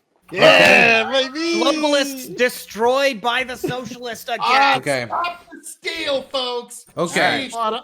The topic. I always thought globalist was just a word that right wingers used to be Jews, but you know. Yeah, I know. Okay. Yeah, I Jesus. for what it's worth, I'm talking about like a world of free trade and all that stuff. But you're right. Typically, that is often how it's used. So just to be Okay. clear, I was not trying to So- hint at that. Recently, the FBI director says that white supremacists are on par with ISIS as a top threat. And this was something that has been being talked about a lot, about the threat of white nationalist terror. How much of a threat is it? There is a top-down review of the United States military set to happen, so they can actually review it when it comes to white nationalism and white supremacy and other forms of extremism being within it, as they have similar like discussions with troops about the threats of extremism. And so there seems to be this type of reflection going on. So I pose to you, is white nationalism a threat on the level with ISIS, the Islamic State of Iraq and Syria? And I'll start on the top right-hand corner with last username. I think this, like, you know, who's the bigger terrorist, right wingers or ISIS, is kind of silly. These are two fairly different threats, and you should consider both of them. There's no reason you have to choose between one or the other. So I'll just say that I just want people to keep in mind that you're more likely to here's some things that are more likely to kill you than terrorism, and I'll tell you the reason I'm pointing this out afterward. But falling off ladders, more deadly than terrorism. Slipping in the shower, getting struck by lightning, all more likely to kill you than terrorism. And I'm telling you this not because I'm not trying to be whataboutist and say, well, this is a worse problem, so we shouldn't even think about this other less worse problem. I'm just trying to put the problem that we're talking about into perspective, right? So if you don't worry too much about getting struck by lightning, then if you're going to be rational, you probably shouldn't also worry that much about terrorism, at least as a threat to you. And I point this out because there's a lot of people in the government who really, really want to make you afraid of terrorism. And they use that fear to impose all sorts of nasty policies on you. We've seen that for the last 20 years since 9/11. The war on terror has gotten us the Patriot Act and the TSA and the Iraq War and so on. And now it's turning into, I think that narrative is wearing a bit thin. It's sort of mutating into like the war on America, the war on ourselves, which is kind of in a way even more scary. So I just want people to keep in mind that do not let your government use fear to trick you into giving them too much power and to giving up your rights. That's all. Okay. We're going to now throw it over to CTV. Well, first thing, I just wanted to give some credit to Ross Lewis, right, for the help with the economics on that last one, right? So shout out to Ross Lewis. White supremacy on par with ISIS. I mean, the size of ISIS has shrunk over the last decade, right? Like, it ain't nowhere near as big as it used to be. So I guess maybe there's a conversation to the level in which we're talking about, but I think last username is, pretty much right there on par with it. So I guess maybe there's a conversation about where some of these activities might be going on. I don't know. Or what it is that the people want to try to attempt to do in order to combat it, right? So I guess maybe there's like some logistics conversations. I hope maybe somebody's got some relevant examples. We can just kind of go from there. Okay, next is going to be KOE. Now, I some statistics from 2019 because that was when He is really low. Yeah, you're really far away from there. Your mic. Can you hear me now, you beautiful people? Oh, Yes. you all Beautiful. just fucking love me. You fucking hold that thing, all right? Thank you. Just hold But, it. I mean, just So you don't miss any single tiny note of the beautiful summer sounds that are my voice. Okay, Fucking that's fine. That's fine. But in 2019, that was the last time that I actually checked the compiled statistics. I'm sure there's some from 2020, but we could all kind of agree that 2020 was kind of a weird year for any kind of group statistics. So that one I don't know about. So in 2019, the FBI attributed 40 deaths to white supremacy, and that included the El Paso shooting, and so there was 40 deaths. So there is a non-zero problem of this, and every one of those deaths is a tragedy. And now here's the other one, folks. This is going to be crazy. You're gonna see something pretty crazy here. Do you know in 2019 how many deaths could be attributed to Islamic extremism in the United States? Are you ready for it, folks? The number? 0. None. Did you feel it? Did you feel it? Yeah. Crazy. In 2019, now in this moment, the audience, the panelists, a lot of people are like, they're trying to digest this information. Like, what does this mean? And there's a lot of different ways you could derive this information. But now, in terms of what is going to be a bigger threat in the future, really the best way that we could derive that is comparing the 2019 statistics to 2021, 2022 statistics. And if we see a rise in deaths from either one of them, then yes, that is a cause for concern, and we do need to address it if you do see a rise. If the numbers stay consistent or drop, then that's a different set of strategies that you utilize. But very fascinating. When I looked that up, that was not what I was expecting at all. And if there's anybody that has anything counter, please bring it to me. But that was the last time I checked it in 2019. And so in regards to what's a bigger threat, again, like CTV mentioned, the caliphate used to be kind of big, and then it dropped significantly over the last few years. White supremacy is one of the great sins of America's past, and one that we're making strides against. But with that, I yield back to you, beautiful people. Okay, next is going to be Joe Lewis. Basketball. All right. So, well, I'm gonna just chime in something that KOE brought up, because I know exactly what KOE read, because I've been citing it for fucking months. It's the terror assessment that's the first of its kind that was brought forth by Acting Secretary Chad Wolf. Something that he also brought up in that statement, in that entire article, which is pretty short, is that white supremacist extremism remains a constant and persistent threat to the homeland. Something that he's like skirting around the facts about deaths there is that when it comes to the attacks per capita, you have 8 attacks from white supremacist extremism responsible for 40 deaths. The other groups were 8 attacks comparatively and 9 deaths. And here's one of the problems when you take a fact and you do this fucking liberal bullshit these cuck-ass liberals who drive their Priuses in Boston do, is that when you do one part of a fact without acknowledging the entire assessment of the report, you look so fucking smooth-brained that I could roll you down a bowling alley. Now, Let's Again, talk he's gotta about this keep for a second. insulting me because ISIS if you and had white that right, you'd be supremacy. doing ISIS is my opening statement. ISIS and white supremacist extremism remains different threats to the United States in different ways. Comparing the two, as last username brought out, is unfair to both. Foreign terrorist organizations pose a limited threat to the homeland. White supremacist extremism has had growing incidences internationally, but when it comes to the homeland, it's still, when the report that you cited brings out and acknowledges that it still is a consistent, persistent threat to the homeland. But for organizations like ISIS, they are not that persistent of a threat to the homeland. However, ISIS and other foreign terrorist organizations remain a consistent foreign threat. So, for all the Army members of this conversation, I'm sorry you had to listen to that, because as you should know, I'm sure you do, is that when you're analyzing threats and understanding your enemy, you have to understand what your enemy is at the scale wherever you're dealing with, right? So if you're getting a brief about organizations in the United States, that's going to be totally different than threats abroad. So when we're talking about white supremacist extremism and foreign terrorist organizations, we have to be very specific in this conversation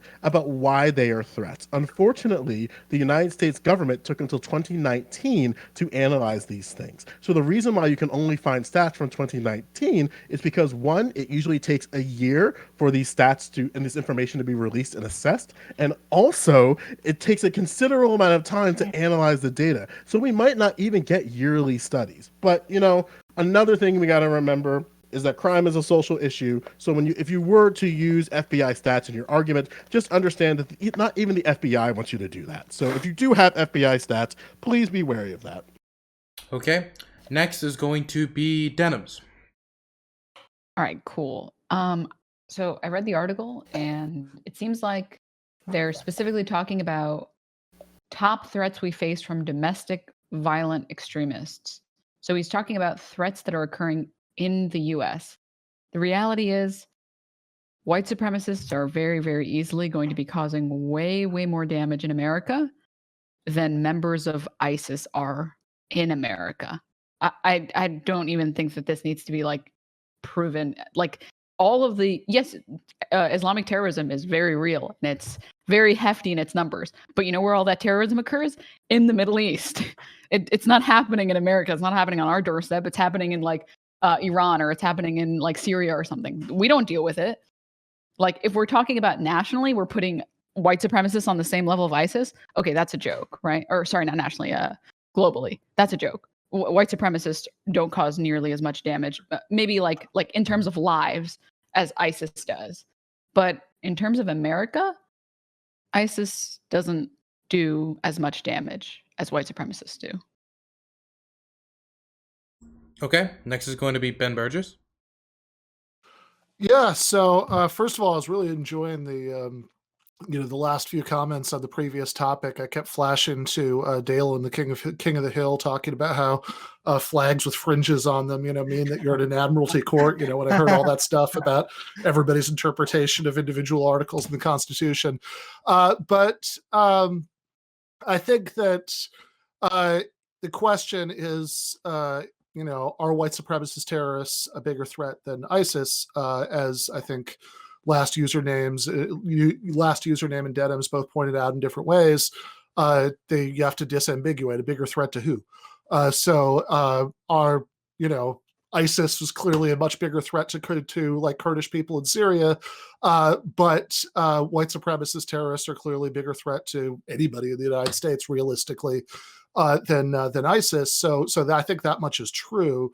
I think the two better questions to have a fuller discussion about it, because sure, technically, if the question is which is a bigger threat to Americans in America, surely white supremacist terrorism. But I think that like more important, maybe follow-up questions are: one, are either of them a significant threat, at least to Americans in America? And two, should we be more worried about that extremely minor threat to Americans, or about the cure potentially being much worse than the disease in terms of threats to civil liberties from an expanded national security state? And I think the last 20 years of the War on Terror Part 1 was a continuous cautionary tale in that regard that makes me very leery about people, including many politically progressive people who I agree with on many issues, being enthusiastic about extending the definition of terrorism to new stuff so we can have a war on terror part 2. I think that all of those analogies that last username brought up earlier about things that are vastly more likely to kill you are important to keep in mind if we're balancing a very slight degree, realistically, of greater safety against potentially serious expansions of the security state and further erosion of civil liberties. Okay. Next is going to be CounterPoints. Yeah, so this is actually a really weird subject for me. I was expecting it to be the second subject, and I was expecting to be way more triggered by your guys' responses than I am. So basically, this is actually a really weird subject because I think that we would probably agree on prescriptions, but not on descriptions. I understand that we limited it very definitionally to ISIS. I kind of interpreted it as jihadism. I understand that, I am more likely to be hit by one of Bastiat's coconuts and die as a result of a coconut rather than, basically be killed in a terrorism attack. But that being said, I can't disconnect emotionally from this subject. I can't. And I try to contextualize it. I studied it. I probably studied it for the past 20 or 30 years. And the reason why I can't disconnect myself emotionally from it is because I was in middle school when 9/11 happened. And that was just old enough to watch people commit suicide for 3 hours on television before the teachers finally shut off the television and we went back to our day. Another reason why I can't disconnect is because I live in Central Florida. I'm 20 minutes away from the Pulse nightclub, and my coworkers, when I was a law enforcement officer, were at least two of them, two associates. I wouldn't call them friends, but one of my trainers and also one of my friends' coworkers, who I know personally, were the first people on scene, and they both spent probably 12 hours pulling out bodies. And there's just things that they describe that I can't unhear. So for instance, people calling their loved ones on their cell phones, trying to find out whether or not they were okay. And basically these people dragging out dead people's bodies as the cell phones continue to ring. And they can't pick up the cell phones because they know that they're basically going to be telling their friends that their friends are dead or their loved ones are dead. So I can't disassociate. I can't say, hey, it's a coconut's chance in hell of me actually dying from it. I can't emotionally. And one of the things that gets really frustrating, so for instance, I think we would agree on prescription. I think Salafi jihadism is primarily motivated by American foreign intervention. I think it gets coded up in religion, and there's a religious component to it that we can talk about. But at the same time, the prescription is we need to change our international geopolitics. And I'll try to wrap this up in the next second or so. So what's frustrating for me is not individually anything that you guys have said. It's actually when I deal with obfuscation from other people. Salafi jihadism in the United States punches above its weight. If we can concede that, let's say, right-wing domestic terrorism, their recruitment pool is white people. That means their recruitment pool is about 66% of the population of the United States. If you're saying Salafi jihadism, their recruitment pool is Muslims, because jihadism is related to Islam. I hate to say it out loud, but it's true.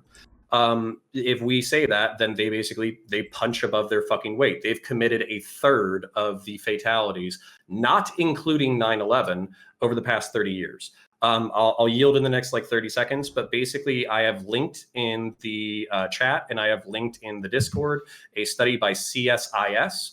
It's a think tank, and basically they have categorized religious terrorist attacks, right-wing terrorist attacks, all that kind of stuff. There's nitty-gritty in the data, and I haven't taken personal offense to anything that anybody said. And on top of that, you can be way more fucking edgy. I'll try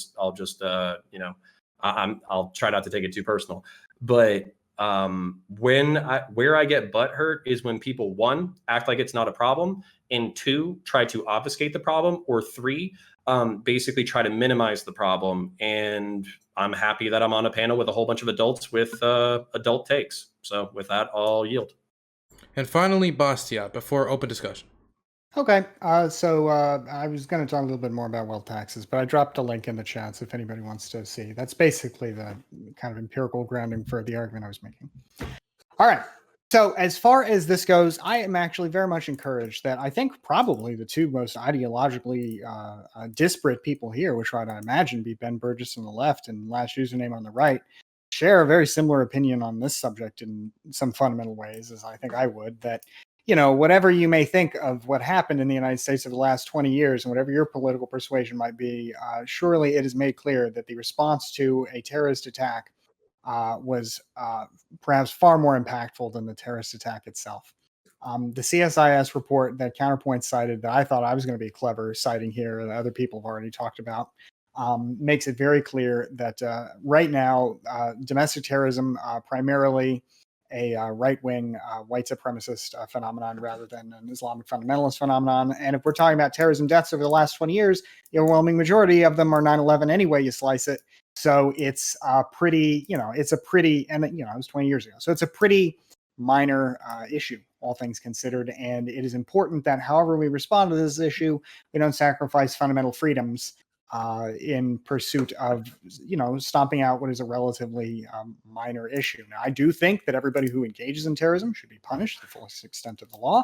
And I'm absolutely comfortable classifying what happened at the Capitol under existing laws, you know, as you know, we're punishing what happened at the Capitol under existing laws to the fullest extent possible. At the same time, we don't need new laws to deal with these issues. These issues are not new. How they've been expressed is new. The fact that they are primarily right-wing is also something that's not inevitable. In years past, we have had situations where domestic terrorism has been conducted primarily by left groups. But for the last 10 to 15 years, it has been overwhelmingly right-wing.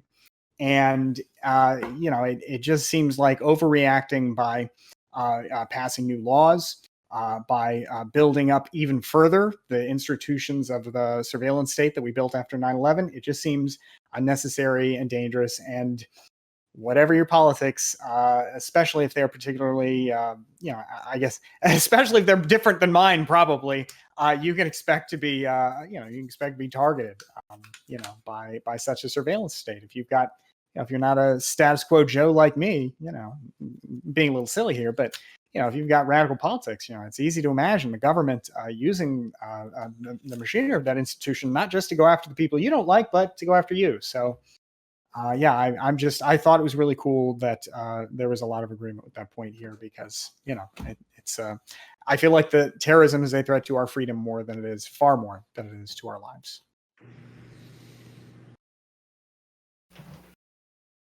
Yeah, and I think something that could really help with the conversation, right, is just understanding how these organizations navigate. Like, one of the problems that I run into so often, especially when I'm engaging with the right, is that there's a fundamental misunderstanding of how white supremacist extremism, again, that's just what I'm using categorized by DHS, which I'm going to call WSE moving forward, is that the way that these organizations operate is incredibly unique. And one of the problems is, historically, is that the United States government hasn't done a very good job at tackling this new shift of the changing of the vanguard, right? Like, we're way past to the point of people just like rolling up in the clubs with hoods, unless you're living in like some niche place in central PA or my hometown. But what exactly do you mean when you say the United States government has not been good at going after and getting these people? Well, they have. So like, but one of the things is that they haven't done a very good job at tackling the way that they migrated into into like the 20th century landscape or 21st century landscape. So we won't have the Klan anymore, but we will have fringes of those organizations, and they will infiltrate other organizations and hiding their ideology behind the guise of, say, something like the Proud Boys, for instance. But when in reality, like, even when you listen to Proud Boys argue on the internet, they'll say things which essentially allude to the problem. Whereas, like, if you put us all in front of a row, we could have totally different approaches to the same problem. And it's like, well, that's interesting. You're all part of the same club then. Because what happened was, like, white supremacists can't navigate publicly in the open anymore. So they infiltrate smaller niche organizations because they understand that an organization like the FBI or the CIA will just infiltrate their ranks and then just like create dissent from within. So now what tends to be happening is that you have a lot of like lone operators and lone individuals carrying out these acts of violence to a scale that's incredible. And that's something that the Department of Homeland Security admittedly because Chad Wolf said it, that they haven't been able to appropriately attack. So that's why I'm grateful that they're actually creating things like the domestic assessment, which hopefully is going to pass on into the Biden administration. Information gathering is one thing, but when you say like we have an incredible scale of like terrorist attacks or domestic terrorism, or even like, you know, large scale shootings, even if we want to broaden this to any kind of violence possible, like, you know, the overwhelming majority of violence in this country is not of the nature that you've described. And what you've described there, again, maybe you've got some numbers that are different than the ones I've been operating on. So I'm not trying to say I'm like foolproof here, but it seems like the whole scope of the problem that you mentioned is relatively small, and I don't know what we would need to, like, what laws we would need to change. I agree it's good to collect information, although I'm not sure what information we haven't been collecting, given that, for example, the CSIS report that we cited, you know, it goes back to the 1990s. So I'm just curious what. I'm talking about like, so when I'm talking about like the threat and why even the threat assessment existed is because over the past 10 years, like we're going to just block from say like 2010 to now, these things weren't analyzed in a way and tackled in a way that led to any type of change of these things stopping from happening. Like we saw the failure of the Capitol on January 6th is a direct response of not taking the domestic terror report seriously, because everything in that report laid out pretty much point by point what we saw at the Capitol, which led to people stepping down. Like, and that to me is of concern, because then it goes to some of the concerns that you laid out, where it's like, I'm very concerned that politicians are going to see this instance of the Capitol as a justification of continued surveillance on citizens, which is something that I'm not for. Like, I'm totally for the United States government taking the L on this one, especially considering that they called this out in October. The only thing I'd say about that, and another reason I'm hesitant to use the Capitol as like an example of the future going forward, is what happened at the Capitol, I think arguably had a lot to do with who was also in charge of the United States at that time.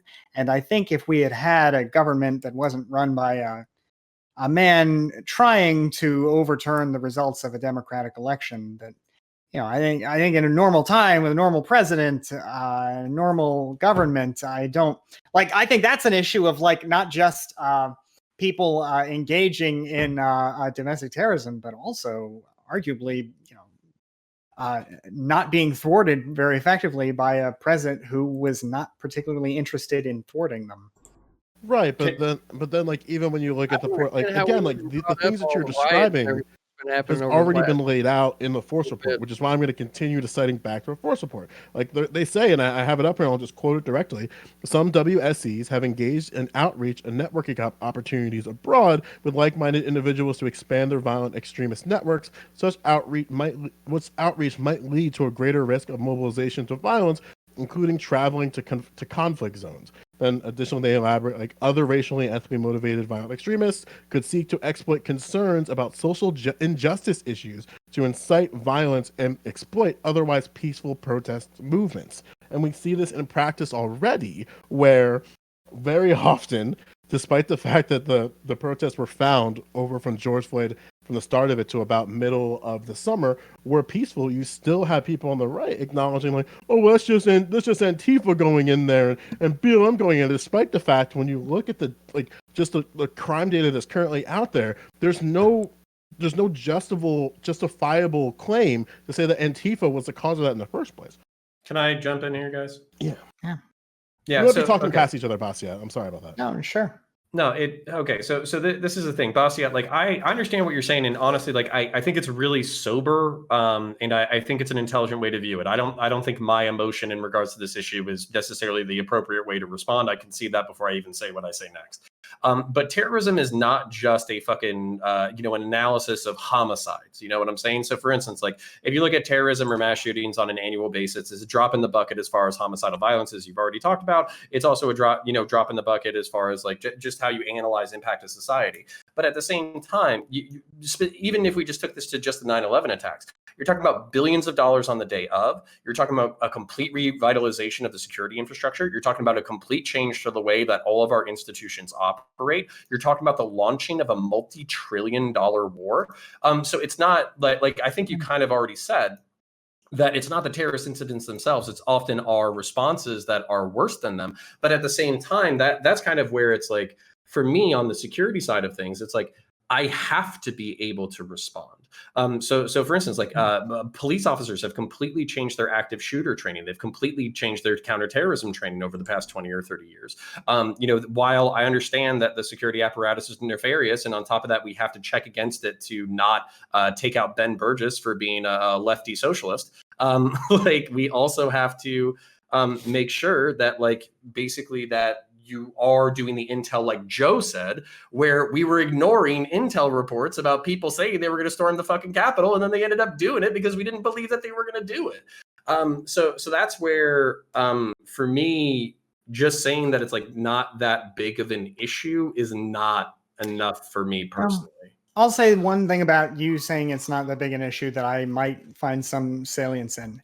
While I think the proper response would be when we have something like that to respond in a targeted fashion rather than massively, it may be fair to say that we in the United States have historically perhaps always responded to small, very narrative issues, that really incite the emotions in really big ways. And maybe, or at least often we do that. And maybe one reason that we need to treat this issue very seriously is because I'll say this, I guess probably if there was another 9/11 tomorrow, as much as me or last username or Ben Burgis might say, this isn't a big deal, guys. I mean, I wouldn't say it's not a big deal, but as much as this means we shouldn't change everything in our society, there would be massive calls to do that. So you may have a point that we should at least take it seriously, because we know that if it happens in a big way, people will call for massive changes. There will be massive political pressure for those changes. I guess I would just say that I think that a lot of those changes are, I think typically the answer is to use existing law rather than to totally reform or expand our security state. Yeah, sometimes the cure is worse than the disease. Well, yeah, I guess right here is probably a great place for me to say something, right? Because y'all have been all the way around the room on this, right? So I guess the question that I have, and it hasn't been addressed at all, right, is what do you think is causing this rise of white supremacy, right? Nobody's even asking that question. Nobody's even bothering to address it, right? Neoliberals. Well, let's hear Donald Trump. You think Donald Trump's the whole reason, right? Donald Trump. We didn't even talk about like how there's still been rioting happening out there in Portland, and and all this shit's still going on, right? It's been going on for a while, right? So instead of talking about that same bullshit, which I feel like I've talked on about 6 different fucking panels so far, right? Let's talk about something we haven't talked about, which is what is the reason for this rise in white supremacy? I keep hearing about it. I don't fucking know. I'm hoping somebody has an answer for me, because I don't fucking know, right? Like, I didn't give a fuck what color somebody's skin was ever, right? Like, everybody's good with me. So, like, what's the reason for this? I'm curious. I can elaborate. You don't have any opinion on that, CTV? Just to be clear, you were like super quick to say that the wealth tax is totally 100% constitutional, but you don't have an opinion on the issue of like, where's all the white supremacy coming from? Just to be clear, you don't have an opinion on that? I mean, I'm curious. I don't know. All right. Reality there's no way for me to know, because I'm not a part of any organization that is, on board with that. Sure. Right. So I'll just that nobody else is either, but now we can just kind of conjecture. You know what I mean? I got you, fam. I got you. I'll just read the force assessment verbatim. Among domestic violent extremism, racially and ethically motivated violent extremists, specifically white supremacist extremists, WSCs, remain the most persistent and lethal threat to the homeland. Spikes in other DVE threats probably will depend on political and social issues that often mobilize other ideological actors to violence, such as immigration, environmental, and police-related policy issues. It didn't answer my question. What are some type of immigration, environmental, and police-related policy issues that have been going on since 2016 to 2020? Do you think that this is only a problem in the last 4 years? This assessment is because the last few years. Wait a minute. You think it's only been the last 4 years? I can go and talk about neoconservatism and the perpetuation of Reagan and the which led to the continuation of the prison industrial complex. No, I'm with you, right? Look, if there was no problem with racism before Donald Trump was president, he got elected. Right now, there's racism problems. The fact that he's out of office now means there is no more racism problems. No, but I cited I three love it. policies. I cited 3 issues: immigration, environmental, and police-related policy issues. What were 3 things that Donald Trump was perpetuating during his administration? Whether it be overtly or covertly. No new wars. All you're doing right now is revealing to me your Those are the 3 TDS. things I mean, push. for real. I think that there's a much larger conversation to be had, right? And TDS, Joe, got it. I don't know. Like, are we are you shitting on my dick right now and just not telling me? Because this is fucking ridiculous, my dude. No, dude, like, I'm saying the I'm laying out conversation is incredibly much clear. bigger You haven't Trump. articulated. Okay, so are you trying to tell me that Donald Trump has not participated in any negative rhetoric concerning police policy, environmental policy, and immigration policy? Are you going to sit on a panel right now and say that has not done that for 4 years? What I'm saying being dead serious here. is that the question that I asked was why there's a rise. It's like, okay, Trump. Now, what's the next best thing? What's the next bigger thing, right? Because it ain't just been the last 4 years, right? Unless Sure, this is where I'm at with it, right? So Connor, where are we? help like, me. Am I not explaining this properly? Like Joe, let me not poop on your dick. I'll jump in real quick.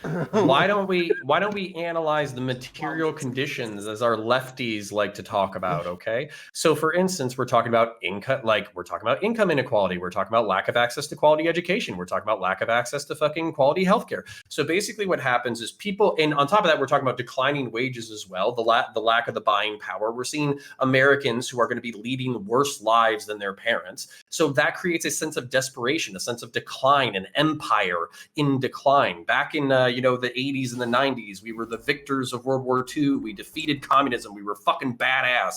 And all of that's true. But at the same time, what you were seeing the decline in the lifestyle from boomers to millennials. So now you have a bunch of black-pilled fucking millennials running around with fucked up economics, and they're easily radicalized. And by the way, we've done this before. We did this in the 20s and in the 30s, in the 1900s. And you know what the 2 other options besides mixed economy capitalism were? They were fascism and they were communism. And do you know what I see on the internet every single day? I see a whole bunch of fucking LARPy ass fucking teenagers getting super excited about the revolution and guillotining fucking billionaires. And I see a whole bunch of disaffected fucking poor ass fucking white kids who are getting really excited about their tradcon Japanese fucking waifus that they're going to import from the fucking country because all the fucking white women in America are so fucking debauched and shitty that every single woman inside the United States of America has a fucking OnlyFans. Yeah. So that radicalization, while it is on the internet, I also think it's the result of declining material conditions and declining social narratives. We in the 90s, we thought we were the best thing since fucking sliced bread. Right now, we think we're an empire in decline. And that sense of loss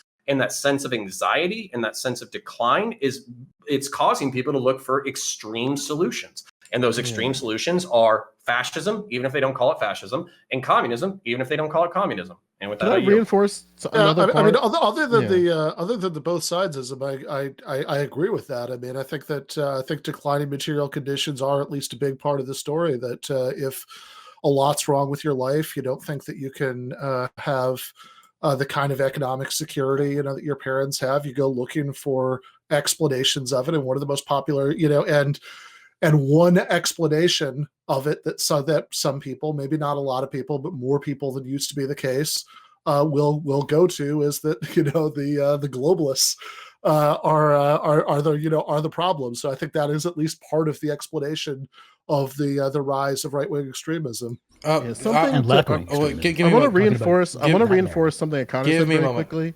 Give me a moment. I mean, left-wing extremism is just correct. That's a different issue. I'm muted? No, I'm not muted. Okay, so nobody has an excuse. Okay, so before I throw this over to Bastiat, who's raising his hand, and go over to Joe Lewis, I do want to say, and I'm not supposed to comment, but this is something I wanted to say, is I understand the material conditions argument, but one of the most prosperous times in American histories was post-World War II in the 50s and 60s, which is also known for fire hoses and sending dogs after black civil rights protesters. So obviously there has to be something more here than just economic conditions for the vast majority of Americans. There has to be some historic precedent, maybe? Maybe the failure of Reconstruction? No, because economic conditions for who? Okay.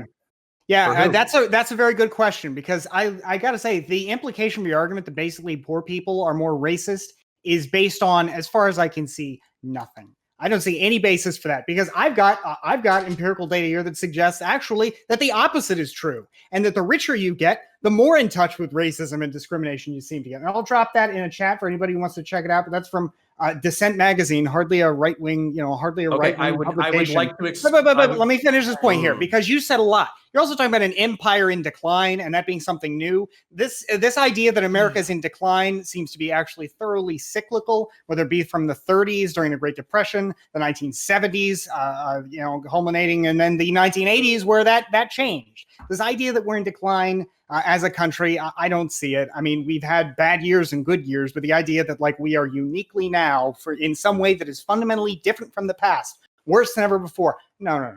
We have problems, to be sure, but the idea that we are a, quote, empire in decline, that this is feeding some massive malaise of racism, I understand that's a powerful narrative, but it doesn't seem to be based on any kind of reality, right? Okay. If you can tie me to that, other than anecdotes about communists and fascists on Twitter, I'd be happy to hear about that. But as far as I can see, look, I dabbled in commie nonsense when I was 16 too. I'm glad I didn't have Twitter, but if we're going to use anecdotes, I really don't think it means a whole lot. Okay, so material conditions do matter, but your claim that they are like what is driving racism, I don't think so. If anything, it seems to be this idea of dispossession that is spun for political purposes by people who are trying to achieve political power.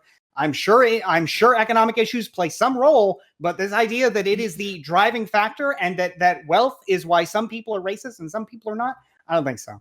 Well, the thing is, Joe, I gotta go. Okay, go for it. This is so fucking. Okay, but Joe, right after. Okay, we had a whole bunch of riots in the 50s and 60s. Therefore, and that was one of the wealthiest times ever.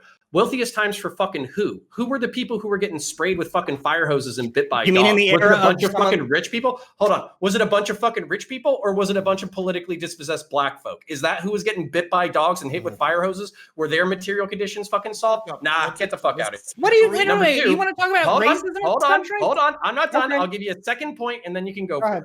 Fucking anecdotes and fucking narratives. Yeah, you're absolutely fucking right. If I go on fucking Steven Pinker or Jordan Peterson, they'll tell me all these fucking reasons about why I should be statistically fucking white-pilled, okay? But you are dismissing the power of anecdotes and fucking narratives. We live in the internet space in which some of the most popular and wealthy people that we compete with are literally spinning doomer narratives about why everything is going to shit. And on top of that, they're becoming fucking wealthy off of that shit. So to say that anecdotes and fucking narratives aren't spurning the Groyper movement, aren't spurning fucking far left fucking movements, aren't spurning fucking white nationalism or all that kind of shit. Yeah, it doesn't matter if it has to do with reality. It has to deal with the narrative that people are buying into. Well, so you're just blaming the rich people. That's a fair point. That's a fair point. So if you want to say narratives, I'll say this and then I'll stop. If you want to say that narratives matter because people believe in false narratives, sure. It didn't sound like, though, you were saying earlier that the narrative was false. It sounded like you were saying the narrative is true. And if we want to talk about racism during the 50s and 60s, for example, I think it is absolutely worth talking about how virulent the racism was and how, nevertheless, while black people, for example, suffered under miserable economic conditions back then, there were, during the 50s and 60s, some people look at that as a time where white Americans had very good economic conditions. So I'm not trying to say that racism has no... Were they the ones rioting? They were the ones asking for the draconian laws, right? Supporting the draconian laws that were causing things like, for example, riots against those draconian laws. Or you could look at the antebellum South. Right? That was an extremely powerful white establishment. Yeah, and in fact, actually, that's quite interesting. You mentioned Reconstruction and the period of the, say, 1870s, 80s, and 90s, a time of, again, across the United States for white people, really, I'm simplifying this a bit, but economic growth, right? The country was growing economically in a big way. And there was, more inequality too. But I guess my point is that to say that it's all material conditions, I'm sure material conditions play a role, but it is a lot more complex than that. Indeed, I think it's worth talking about the fact that it doesn't seem to be that racism is something that poor whites have more of and that rich whites have less of. It seems, in fact, to be the opposite. Connor, and then Joe. Connor, do you want to respond? Okay, Joe, you go. Okay, so So way back in a time not far ago, in 1968, the Kerner Commission came to be. And what they found out is that they analyzed the issues within the long and hot summer in the 1960s. What they found were increasing levels of intensity that led to the riots in the first place. One of the problems with this report is that despite the fact that LBJ brought this into fruition, right, there was no policy that came from this commission. And the levels of intensity, I'll just lay them down. Level 1, police practices, unemployment and underemployment, inadequate housing. Level 2, Weird. inadequate education, poor recreation facilities and programs, ineffectiveness of political structure, and grievance mechanisms. And then there's level 3, disrespectful white attitudes, discriminatory administration of justice, inadequacy of federal programs, inaccuracy of municipal services, discriminatory consumer and credit practices, and inadequate welfare programs. This is what the commission laid out, a commission by LBJ. And then what was so great about this commission is that they led like, this is what you should do for this is what you should do for that, because that was the point of the commission. The problem with that was nothing came of that. And now, Joe, as CTV brought up, is that it's this perpetual growing of a problem. And as the United States government continues not to address this problem, other problems are going to grow in the forefront. And Joe, I have a quick question. Are there 2 words that would describe all of the variables that you just laid out? yeah, but I'm not. I'm going to. Would that be material conditions? And I was gonna say white supremacy, but like, so one of the things, and like when CTV asked me, like talking about with Donald Trump, right? And the reason why I keep bringing up the Homeland Threat Assessment to bring it back into 2021 is that all of the problems that led to certain incidences can be laid out by that report, and I'm still flabbergasted as this idea that CTV might be alluding to, that Donald Trump did not participate in any type of dangerous rhetoric on immigration, policing, and the environment. But also something that the threat assessment laid out was that some domestic violent extremists and other violent actors might target events related to the 2020 presidential campaigns, the election itself, election results, or post-election period. Some actors could mobilize quickly to threaten to engage in violence related to government efforts to mitigate the COVID-19 pandemic, and amidst otherwise ongoing lawful protests, has exacerbated this typical election season threat environment.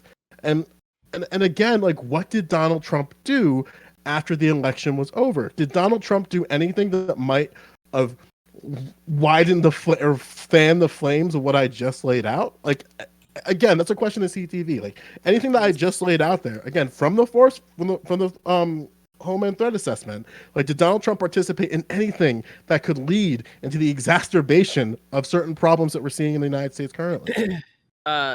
Sure, but the problem's still not like only the last 4 years is the entire point, bro. Yes, but you're failing to understand right? that. Like, I can't believe that you had the opportunity to actually solidify Bastiat's argument, right? Because there was back during the 50s and 60s he's talking about, right? I've heard a few different people tell me about how the black community, while segregated, kept a lot of its own money inside of it, right? And there was It's not true.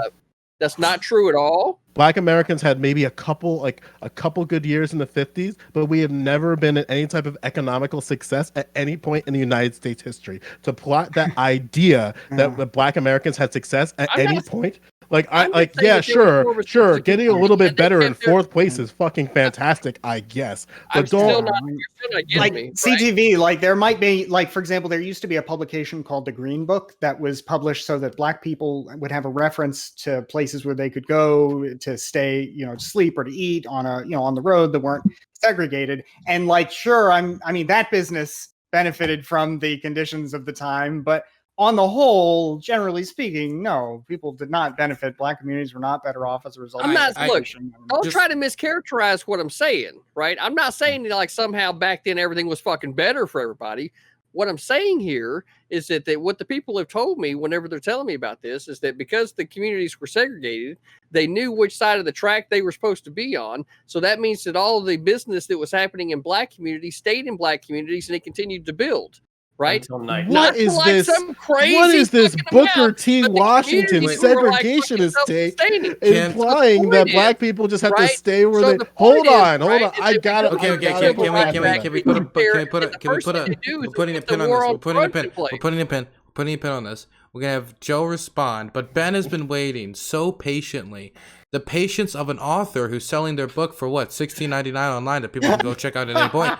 That's right there, giving them an argument. Which, of course, Ben has promised to send me 1,000 free copies because he's such a lovely, lovely socialist. I love how immediately the smile went away. We're gonna throw it over to Joe Lewis. Yeah, no, not gonna smile about that. I thought you were calling on Ben, right? Yeah, but Joe is going to respond, and then it's going to Ben, and then we're wrapping it up, really. Yeah, I'll make it... Don't worry, CTV. You'll be the first to do closing statements so you can respond to anything said by you. I'll make it incredibly simple, right? So, anytime that Black Americans had any type of financial wealth, economic power, or social power, it was destroyed by white descent. What does white descent look like? It looks like a lonely white woman screaming rape in an elevator and then propaganda perpetuating to the point where people burned a city to the ground. It looks like a time when Black Americans are seeing a level of voter turnout in very high numbers, where a state of Shelby County complains to the Supreme Court, and then we get Shelby v. Holder, which restricts voting rights and the disproportionate impact of disenfranchising minorities. There's no point in the history of the United States where Black Americans have been at any level close to white Americans. But what happens is, anytime we see minorities, like, let's say, come up in any type of fashion, two things happen. There's the validation that we should stop with social polities, and Black Americans have finally arrived, look no further than Barack Obama. Or there's this idea that minorities, women, LGBTQ folks are dissenting on our political, economic, and social structures, and we have to stop it by any means necessary. Those are the two worlds that tend to live in on the right. I don't think you're trying to do that, CTV, but when you like allude to the idea of like segregation being a good thing, and maybe you can elaborate that in your closing so I can understand a little bit better. Right. You'll have time in the closing to elaborate on that. It's a little bit of a red flag to me, and anytime I hear that adjacent rhetoric, I will pounce on it. So thanks for characterizing me. Well, right. I really want to hear you in your closing on this, because I really hope that's not the take that you're making. That's all. Okay, Ben, Okay, and then we're going to go to closing. Awesome. So I think that when after CounterPoints talked about changing material conditions as a major driver for the rise of white supremacist terrorism, then I think the things that Bastiat said and the things that Dylan said frustrated me a little bit, because it seemed like a few very different issues were being put together there. So one was just racist attitudes in general. And having racist attitudes and becoming a white supremacist terrorist are very different things, right? Probably 99.9999% of people who have racist attitudes do not in fact become white supremacist terrorists. And I think that in particular, that not all forms of racism are created equal or are equally liable to be expressed that way, and that people have, the sort of racism of people who are fairly well off and vaguely assume that racial groups that are largely much less well off than them must be lazy or whatever, is probably going to be much less likely to be expressed in terrorism than people who are freaked out because they believe in the great replacement theory or something like that. I think also that there were two sort of historical examples that were brought up to undermine actually, I'm not quite sure what they were supposed to undermine. So if they were supposed to undermine the idea that that anxiety over changing economic conditions is the only thing that could lead to white supremacist terrorism, then I'm just happy to, I don't think that, right? But if they were supposed to undermine the idea that it is a major thing that causes it, I think that I'm not sure how they do that. And so one of them was the 50s and 60s and state violence, and also, paramilitary and Klan and White Citizens Council violence against the civil rights movement. And the other one was about Reconstruction. It was the 1870s, 80s, 90s. Starting with Reconstruction, I'd point out that, for example, if you read Thomas Frank's book about populism, he points out he quotes like Martin Luther King's analysis of some of the flare-ups of racism in the 1890s was that it was being used as a divide and conquer strategy to stop the rise of populism. That people, poor white people in the South might have had nothing in their bellies, but they were essentially told, this is Dr. King's phrase, you can eat Jim Crow. And in the 50s and 60s, was a time of prosperity, although also I would point out that a lot of those Jim Crow states were the places where that prosperity was least widely experienced, because there was largely non-union, etc. But I think in that case, I think that there is that a lot of that was just being driven by panic over the rise of the civil rights movement, and that is something that can clearly cause upticks in white supremacist terrorism. But I think that that in other times, economic anxieties can also be a big part of what causes that. And last point about this, I think that there's a difference between saying that that economic uncertainty and precarity is a big driver of something, and saying that the people who are the most poor are the people who have it the most. I think oftentimes, if you look at the history of fascist movements, a big part of the social base of fascist movements isn't the people who are the most poor. But that doesn't mean it has nothing to do with economics. There are people who are middle class, maybe small shopkeepers, people like that, who are experiencing hard times and are terrified of losing what little they have. Okay, so we're going to wrap it up now. I'm going to go to the people who have to leave first, but first I want to announce to the people at home who are fans of the Hippy Dippy Roundtable that after the huge success of the first match between Bastiat, who is also present, and Vosh, we have decided to figure out a very special way to decide who the next challenger is, and that is a 16-man tournament where 16 people will periodically be going through the same panel, as some are kicked out through voting, others get in, mystery guests, with only 2 being announced, with 14 mystery guests. It could be any streamer you want to decide who's going to be the next person to challenge Vosh for the Hippy Dippy Championship. And with the physical championship, by the way, was sent to Vosh physically finally today. So that is in the making. We are scheduling guests. Again, most will not be announced, and you will actually be surprised. We're going to have custom theme music. We're going to have custom Titantrons. We're going to, again, have a ring announcer announce the whole event. It's going to be a spectacular event, and please, please, please mark it down in your calendars when we finally have a date for the match. I'm really excited as we try to find out who's going to challenge for the belt next, as Vosh was the inaugural Hippy Dippy champion. Now, we're going to go to the people who are going to be announcing their leave as they all go home and get to go to sleep now. I'm going to start with the people that I know need to leave. First, Denims. Thank you for being considerate of my sleep schedule.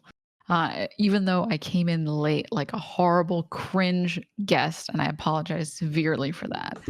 I'm Denims. I talk about politics at twitch.tv/Denims at 6 a.m. PST. I'm a SOCDEM, and yeah, that's me. Also, everyone should sub to Dylan Primes or Dylan Burns right now with your Prime, or not your Prime right now. Definitely. That's a good point. You know, it takes a lot of effort to make this show. Me, Danabo, Geek, we work very hard to do it, and I can't do it without your support. Oh, and for everybody at home who's been wondering, I will be moving into my new apartment tomorrow. The lease is signed, everything's done. I'll finally have a new place, so it's going to be great. So you'll be seeing me streaming from a new location. So please do donate, sub if you can. Now we're going to move it over to Mr. Ben Burgis. Yeah, so I am the author of this book, Give Them an Argument, Logic for the Left, which I was not particularly expecting to be spending this much time pimping tonight, but since it was brought up, you should buy it. It's a very good book. But I also am the host of a YouTube channel, also called Give Them an Argument. There is another book that is coming out on May 1st, Canceling Comedians While the World Burns. And you can also read me at Jacobin. And yeah, thank you for having me on. It's always fun. I'm very happy to have you on. Now we're going to throw it over to Bastiat. Yeah, thanks, Dylan. It was great to be here. I guess I just want to say on the last issue, I'm really glad that Ben Burgis spoke to it. I guess my point was to say that racism is certainly, or rather, economic conditions are certainly an element of racism, but I didn't like the idea that it was the like dominating or primary or like exclusive element. Certainly, it is an element, and in some examples of racism, like for example, I don't know, from what I remember reading about the Chinese Exclusion Act, economic anxiety seemed to be a much bigger issue than perhaps other examples of racism that were driven by cultural fears or whatever. So that was the point I wanted to make there. But yeah, thank you so much, Dylan. It was great to be here. Great to see you again, Ben Burgis. I hope we can talk again sometime. CounterPoints, it was a lot of fun going back and forth with you as well. And I enjoyed it. CTV, you are really one of a kind. I always enjoy talking with you. You really are one of a kind. You too, Joe Lewis. You are. We haven't had too many interactions comparatively, but I enjoyed them. Last username, especially dropping the hot, incisive wealth tax rejoinder. I enjoyed that. Denims, it's been really cool seeing you back again lately. I really enjoyed it. And of course, the winner of tonight's debate, KOE, thank you so much for the chance to just be here with you. I mean, frankly, I don't even think it was close. So thank you so much. The pleasure Have a good was night. all yours, I'm sure. Yeah. Might as well. And that's big words coming from the, of course, the silver medalists in the Hippy Dippy championships. Pretty good. All right. So might as well turn it over to Phil. KOE. Thank you, sir. Thank you, sir. But in the this debate, we did have one of those rare teachable moments where always keep in mind, folks, that the first insulter is always the first person to lose. If they had better in arguments, they wouldn't need the insults. It is a very big confession of a lack of confidence in their own arguments. But, folks, as I'm known to say around here, all that being, thank you for joining us this evening for Dylan Burns TV on the Hippy Dippy Podcast. Be sure to follow this man and this amazing panel and all the people on this panel. Every last one of them are amazing, beautiful people, just intellectual giants because they were able to make it onto a panel here with all of us beautiful people. But folks, I am the devilishly handsome outlaw himself, your king of extreme, Phil KOE. You can find me at KOE Nation on YouTube and on Twitch. And I, this evening, was not only the prince and potentate of the political parlance, but I was also the master of mozzarella. It was a brilliant, beautiful time being with all of you beautiful people. Raise a glass to yourself. Thank you for joining us. Thank you for being here. KOE Nation on Twitch and YouTube, and I will be going live a little bit here, folks, so be sure to join us. The party ain't stopping. The train is just leaving the tracks. And with that, I yield back to you beautiful people. We're going to throw it over to CTV. Train's just leaving the tracks, bro. Like, man, look, It's leaving the station. You are absolutely right. Look, when it comes to Phil, when it comes to your arguments, man, like I don't know how somebody can argue with somebody that their train's going off the tracks. Right? When you got dragon energy, like that, all right. When you're breathing fire, you're gonna crisp a few people by accident, all right? It's true, right? So I mean, woo! But I mean, let's be real, right? I mean, at the beginning of the Hippy Dippy podcast, what you have saw, right, is a lot of high energy argument that was brought to you by your man, CTV. Let's be real, right? We let it cool down a little bit there, get into it in the second topic, right? The third topic, we brought it back up a little bit, but just not too much, right? So if there is somebody that's been being cautious of the energy in the room and being able to have a good conversation, it's been the people's champion, right? Let's be real, right? Now, what we like to do in the future is we would like to have more memes, right? So anybody that's coming on here, make sure you got memes. We can't do it all on our own, right? More memes. The people want to laugh. Right? Hippy Dippy, right? Be funny. So let's do this, right? Make the points. You all had great points tonight, Ben Burgis. Great conversating with you, right? Denims, always a pleasure. Last username, CounterPoints. Always love you guys, right? Joe, right? You wanted to be able to control some of my time tonight, but you know what? You're just going to come to Wolfstead if you want to talk to me, buddy. Phil, you as well, right? More than happy to have you in the Wolf's Den, right? Everybody, as a matter of fact, if you want to come talk here in the Wolf's Den, I'd be more than happy to do that. I love having genuine conversations about a lot of different things. You can find me on Twitter at _ or original _ CTV, right? And definitely come over to the channel, meet the Wolf Pack, right? Because we're definitely running around Twitch trying to make sure that we keep the political landscape just as fruitful as we can, because we want the memes, right? Make us laugh. That's what we want, right? So with this, I'm going to turn it back over to my man Dylan Burns up top. Okay, we're going to throw it over to the last username now. By the way, I can see half of you look like you're ready to die. You can leave now if you want. No, you can't. No, they can leave. They can leave. They can dip. No. No, I enjoy this part. Okay, we'll throw it over to the last username.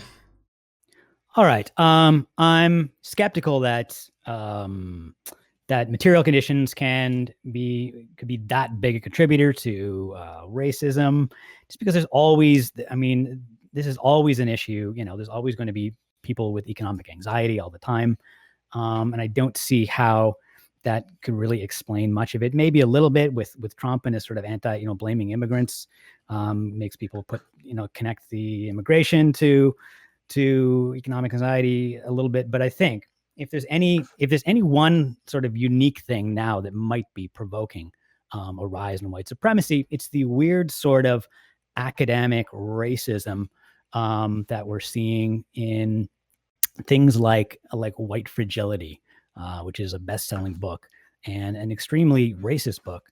That is, I mean, it's a weird, freaky kind of pseudoscientific racism, and one of the many negative effects of that is that it feeds really well into the narrative of the racists on the right, who they say, look what's happening, like it's the decay of society, and so you have to defend yourself against this. So I think that's if you want to look for a unique cause that's happening now, I would look at that. And also just, social media means that radicalism of all kinds is more popular now and more visible. So we might just have to get used to that. So that's my take on it. Okay, we're going to go over to CounterPoints. Yeah, so my dear friend Bastiat, who didn't give me a shout out towards the end, fucking bastard. I totally did. I said that it was really fun going back and forth with you. Oh, okay. Well, then I missed it because I'm a bastard. No, I think everybody who came here is a fucking killer. That's actually what made these conversations almost frustrating. I wish I was strawmanned more so I could yell more. But the terms that he used were dominating, primary, exclusive. If I made that implication, I did not mean that implication. I do mean that I did want to say that it's a big contributor though. So for instance, LU just said, big contributor to racism. Racism already existed. Political tribalism already existed. But what, and this is basically the argument that I have with lefties all the time. Ideologies exist. Okay. Santa Muerte in Mexico, which is basically a death cult that distributes drugs. They have an ideology and a religion. Jihadist organizations, they have an ideology. But what allows these ideologies to recruit people at a more aggressive rate is desperation. Economic desperation, social desperation, sexual desperation. And that's what I mean by material conditions. 70% of the grievances that Joe Lewis articulated, I'm not saying that it would solve interpersonal racism if Black people had better access to parks, swimming pools, and education. But what I am saying is people who are going to good schools, swimming in pools, and spending times with their community and can pay their bills typically don't like shooting or killing each other. And that's what I mean by material conditions being a contributor to basically some of our social ills, which is why oftentimes people mistake me for a lefty. But I promise you, I do have shitty chud takes. I defend capitalism. I am a limited immigration protectionist. I believe in civic nationalism. I defend guns. I apologize for the American empire and its imperial influence. I love America despite all of its flaws and all of its sins. So while I might have seemed like a based fucking progressive leftist during this fucking debate, I promise you, if you come over to my YouTube channel, I will infuriate you with some of my takes. So if you want to do that, or if you just want to follow me on Twitter, go ahead and do so. It's on your screen right now. CounterPoints, ConorPoints, ConorPoints. You can also subscribe to my relatively quickly growing YouTube channel. And if you love sci-fi, nerd shit, Warhammer 40K, all that kind of stuff, then I definitely invite you to come over and check that out. Because even if you think my politics are dog shit, you can still have fun watching weird, nerdy sci-fi videos. So Okay. And we're moving it over to Joe Lewis to deliver us all to sleep. Yeah, I'm glad to be here.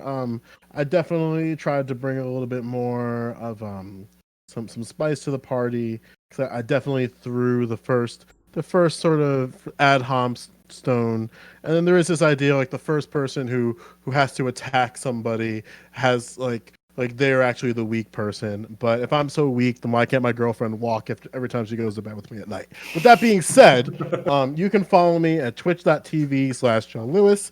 The O Well, is I a don't know. 0. I mean, there's a lot of reasons that could be. I mean, This do is you my want to closing illustrate? statement. Please, and I would I'm like very to sleep. I'm very appreciative that you would like to express your moral dominance here, but unfortunately, I'm quite thick in that department. So I'm going to be very thick with this statement. Now, I do appreciate everybody's ideas here. If I do attack you at any point on something, I'm just attacking your brain. My goal on Twitch is to make sure that our brains are as wrinkly as possible, and that we can also have a good time while we do it. Sometimes we get kind of lost in the ideological sauce. So I hopefully through this conversation, we had some good things that came out of it. Even though I was a little bit more combative over the past 48 hours. But I'm still glad to be here. I love all of you. I consume all of your content in some way and capacity. I'm in the process of going through Ben's book as we speak. Really fucking good, not gonna lie. Hopefully we can have some deeper conversations at some point in the future. Same goes to Bastiat. Denims, we are overdue for another conversation. Phil, last username, all of you guys, I'd love to talk to you more in a more limited capacity than a large group chat, but it's still fun nonetheless. Wonderful. Thank you all for coming. You can stay here and chat as long as you want, or you can all do the smart thing and go to bed. You all have a great night. Love all of you. Okay, I'll name all of my children Love you after too, each bud. and every one of you. Okay, see you later. Yeah. All right,